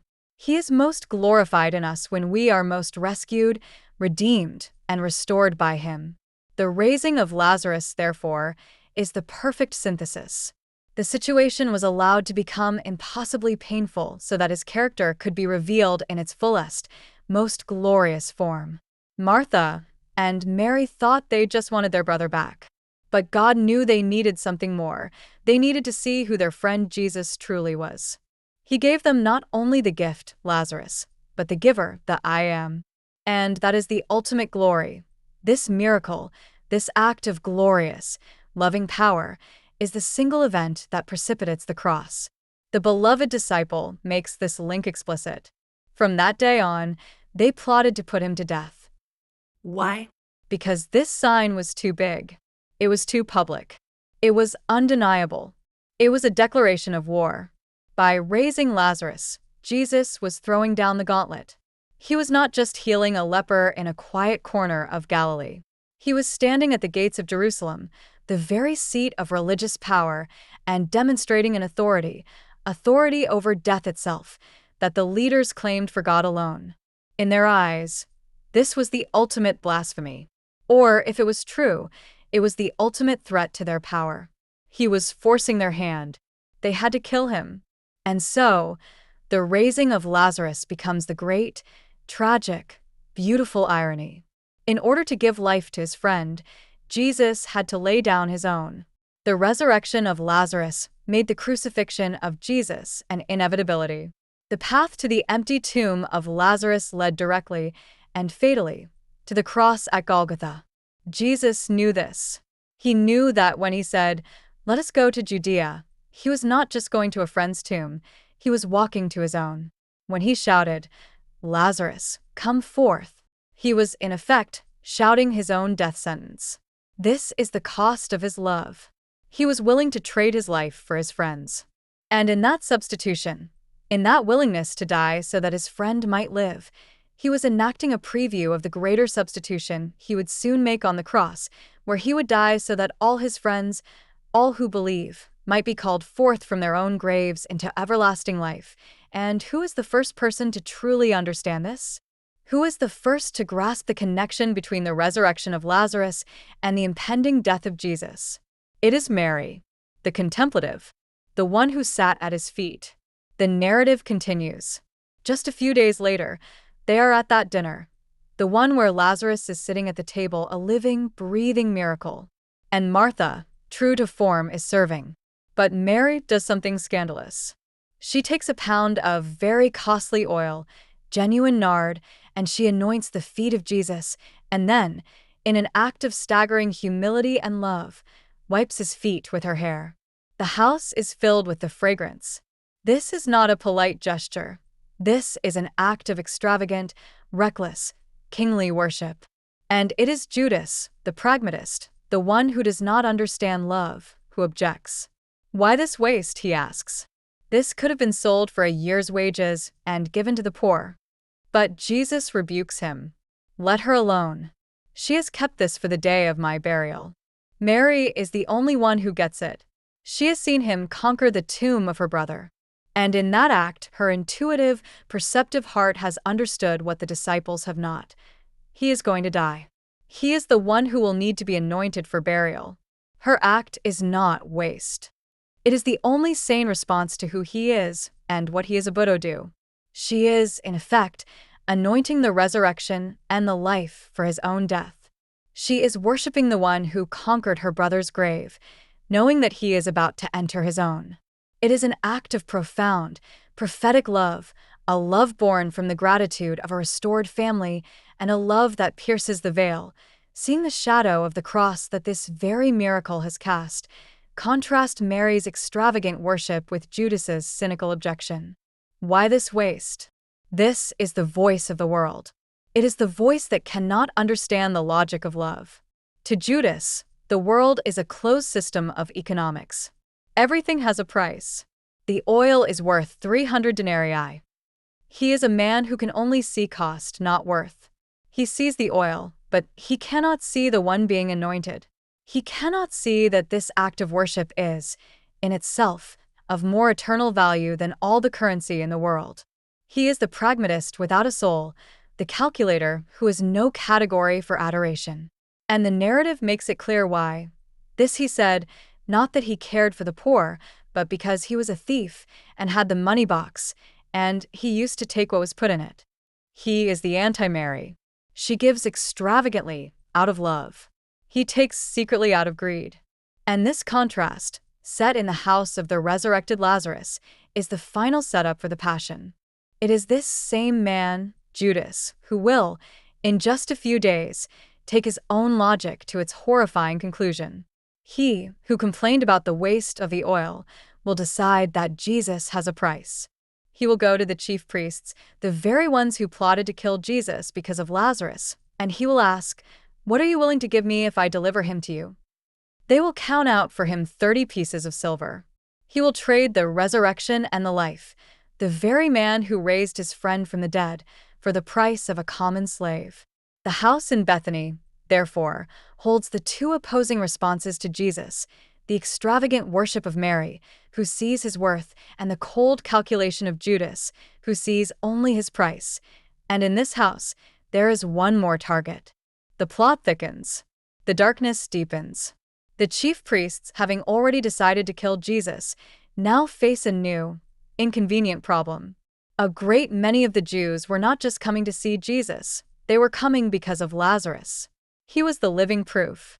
He was the undeniable sign. As long as Lazarus was walking around, breathing, and eating, the miracle could not be denied, and the faith in Jesus would continue to spread. The authorities are trapped. They cannot disprove the miracle, so they must do the only other thing. They must destroy the evidence. The beloved disciple records this with chilling brevity. But the chief priests plotted to put Lazarus to death also, because on account of him many of the Jews went away and believed in Jesus. This is the ultimate, desperate, and irrational act of unbelief. They are so committed to their night that they must extinguish the light. They are so in love with their power that they must murder the man who is already murdered by death and who is rescued. They are, in effect, trying to kill a resurrection. They are attempting to put the man whom God has declared alive back into the tomb. This is the very definition of madness. It is the complete, logical conclusion of a heart that has chosen darkness. When you refuse to worship the light, your only other option is to try to snuff it out. And it shows how powerful the testimony of a changed life is. Lazarus' presence was so potent a sermon that the only way to silence it was to kill him. This is the war. The darkness hates the light. The tomb hates the empty grave. And the plot to kill both Jesus and Lazarus shows that the enemy is now desperate, pulling out all its forces for the final, decisive battle. And so, Jesus of Nazareth, the man who is life, becomes a dead man walking. He will now become what Lazarus was. He will be betrayed, arrested, tried in a sham court, beaten and crucified. He will, like his friend, be wrapped in grave clothes. He will, like his friend, be laid in a tomb hewn from rock. A great stone will be rolled against his door. But here, the parallel ends. For Lazarus, the tomb was a prison from which he had to be called. For Jesus, the tomb would be a throne from which he would rise. For Lazarus, the stone was a barrier that had to be removed by others. For Jesus, the stone was a mere pebble that he would pass through by his own power. For Lazarus, the grave clothes were bondages that entangled him. For Jesus, the grave clothes were a mere cocoon that he would leave behind, neatly folded. The story of Lazarus was the great test, the preview. But the story of Jesus is the reality. He did not just experience what Lazarus did, he perfected it. He entered the tomb, not as a victim of death, as Lazarus was, but as the victor over death. He went down into the enemy's stronghold, not as a captive, but as a king. He went there to loose, not just one man, but all of humanity, to shatter the gates of hell, to take the keys of death, and to lead captivity captive. The raising of Lazarus was a shout. The resurrection of Jesus was the cosmic, history-ending earthquake. The entire story of Bethany, with its tears, its delays, its anger, and its astonishing miracle, was a divinely orchestrated prelude, designed to prepare the disciples' hearts for the one, final, glorious event upon which all human hope would forever rest. The third day. When that third day dawned, the final, glorious victory was complete. The resurrection of Jesus Christ was not, as we have seen, a mere resuscitation. It was the birth of a new creation. He did not just come back. He broke through. He emerged as the firstfruits, the pioneer, the prototype of a new, glorified, immortal humanity. And because he was raised, his promise to Martha is no longer just a credible claim, it is a guaranteed covenant. Because I live, he would later tell his disciples, you also will live. This is the fulfillment. His resurrection is not just his victory, it is ours. When he rose as the head of a new body, and he drags all of us, all who are in him, into that victory with him. The power that raised Christ from the dead is not a historical artifact. It is a living reality at work in every believer. It is the power that calls us from spiritual death. It is the power that sanctifies us, loosing our grave clothes. And it is the power that guarantees our own future, bodily resurrection. The story of Lazarus gives us hope that Jesus can conquer death. The story of Jesus gives us the certainty that he has conquered death. He has taken the "if only" of Martha's grief and replaced it with the "it is finished" of his victory. He has taken the abstract, last day hope and made it a this day reality. He has proven once and for all that he is not just a teacher, not just a friend, but the Alpha and the Omega, the first and the last, the living one who is dead, and behold, he is alive forevermore. And this victory transforms the very nature of our future resurrection. We will not be raised like Lazarus, back into our old, mortal bodies, destined to die again. That was the preview. We are promised the main event. We are promised a resurrection like his. The Apostle Paul, grasping this mystery, would later write that this corruptible must put on incorruption, and this mortal must put on immortality. We will be changed. We will be given glorified bodies, bodies like his own, bodies that are no longer subject to sickness or pain or decay or death, bodies that are fit for eternity. The raising of Lazarus was a restoration of the old. The resurrection of Christ is the inauguration of the new. This is the blessed hope. It is the promise that the grave is not a period, not even a comma. It is merely a doorway. It is the confidence that when we fall asleep in him, the next conscious thought we have will be in his presence, in a new, imperishable body. This is the promise that transforms our relationship with death. We still grieve, as Jesus wept. We still feel the sting of separation. But we do not grieve, as others who have no hope. Our grief is different. It is a grief tempered by certainty, a sorrow infused with inevitable joy. We stand at the tomb of our loved ones, and while we weep, we do not weep in despair. We weep in hope, knowing that the same voice that cried, "Lazarus, come forth," will one day cry out for them, and for us. This is why the Apostle Paul, having seen the risen Lord, can stand and taunt the great enemy. He can look at the very thing that has terrorized humanity since the beginning of time, and he can mock it. "O death, where is your sting?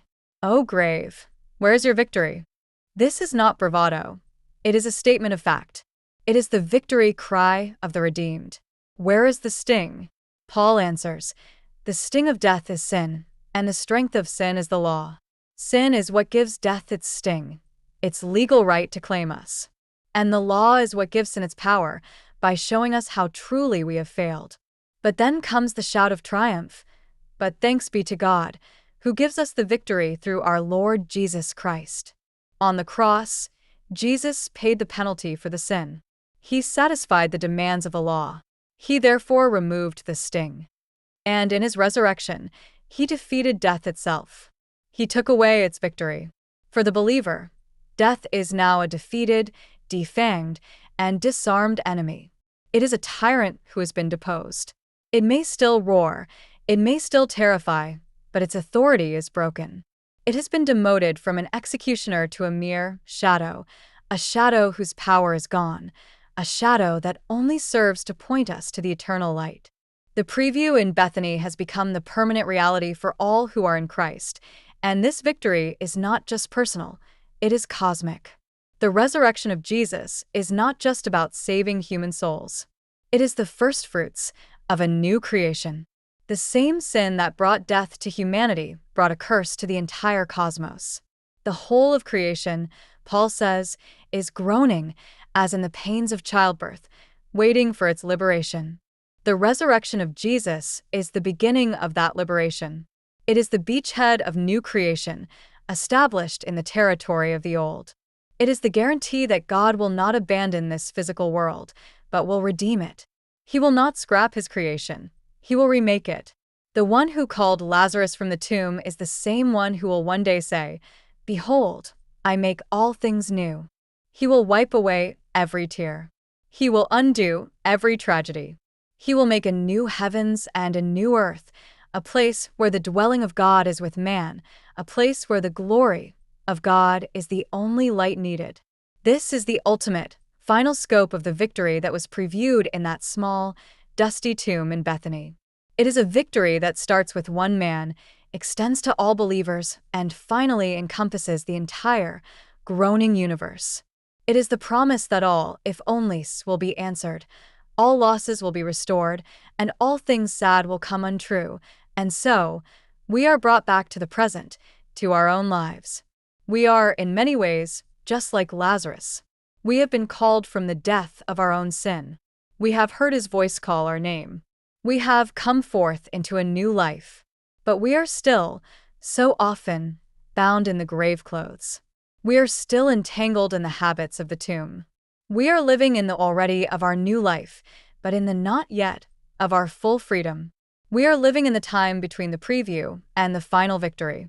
And in this in-between time, we have two primary callings. First, we have the calling of Martha, the confessor, to stand in the face of our own impossible four-day situations, to look at our own tombs and to confess, "Yes, Lord, I believe you are the Christ, the Son of God."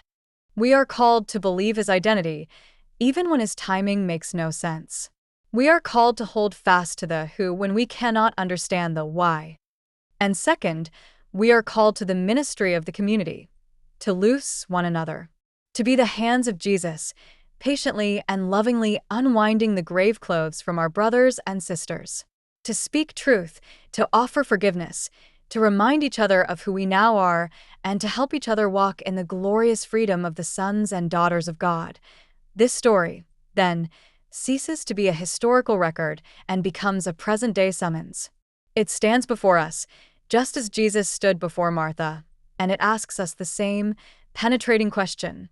Do you believe this? Do you believe that he is not just a historical figure, but the eternal I Am? Do you believe that he is not just a good teacher, but the resurrection and the life? Do you believe that he is not just a comfort in your grief, but the conqueror of your grave? This narrative leaves no room for neutrality. We are all in that crowd at the tomb, and we must choose. We will either be like the many who, seeing his power and his glory, believe, or we will be like the some who, seeing the very same thing, are threatened by it, and in our hearts, go away to the Pharisees.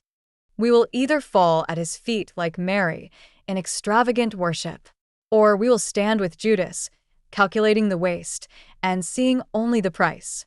We will either be a Martha, whose confession of faith unleashes the miracle, or we will be a Caiaphas, whose calculation of unbelief unwittingly fulfills it. The stone is rolled away. The evidence is before us. The man who was dead is alive. And the one who raised him, who is the resurrection, now stands before us and asks, with all the love and authority of the universe, do you believe this? The last day that Martha spoke of, that distant, abstract hope, has, through Christ, become a present, personal, and certain reality. Her "I know he will rise again" was a theological hope. Our "I know I will rise again" is a guarantee, purchased by the blood of the cross and proven by the empty tomb of the resurrected one. The preview has served its purpose. It has pointed us to the final, glorious reality. It has shown us the heart of a God who hates death, who weeps with us, and who has the absolute power to defeat the grave. It has shown us the Lord of life, who willingly walked into death to ransom his friends. And it has shown us the promise of our own story. We, who have believed, have already passed from death to life. We already possess the Zoe life that shall never die. And we have the blessed assurance that though we may sleep, we will hear his voice. The same voice that called his friend Lazarus by name will one day call us by our name. And we, too, will come forth, not bound, not weak, not entangled, but glorified. We will be loosed forever, not by human hands, but by the power of his resurrection, transformed in the twinkling of an eye into his own likeness, to sit at the table with him, with Lazarus, and with all the saints at that great, final, eternal restoration. Therefore, our story, which began in the suffocating stillness of a room defined by grief, does not end there. It does not end at the tomb of Lazarus. It does not even end at the cross, or at the empty tomb on the third day. It ends where the beloved disciple himself ends his grand revelation. It ends with a vision of the final victory, the ultimate, permanent restoration that the dinner at Bethany only hinted at. It ends with a vision of a new city, a new Jerusalem, coming down out of heaven from God. It ends with a great voice from the throne proclaiming, "Behold, the tabernacle of God is with men, and he will dwell with them, and they shall be his people, and God himself will be with them and be their God." And then, the final, glorious fulfillment of the victory begun at Bethany, and God will wipe away every tear from their eyes. There shall be no more death, neither sorrow nor crying.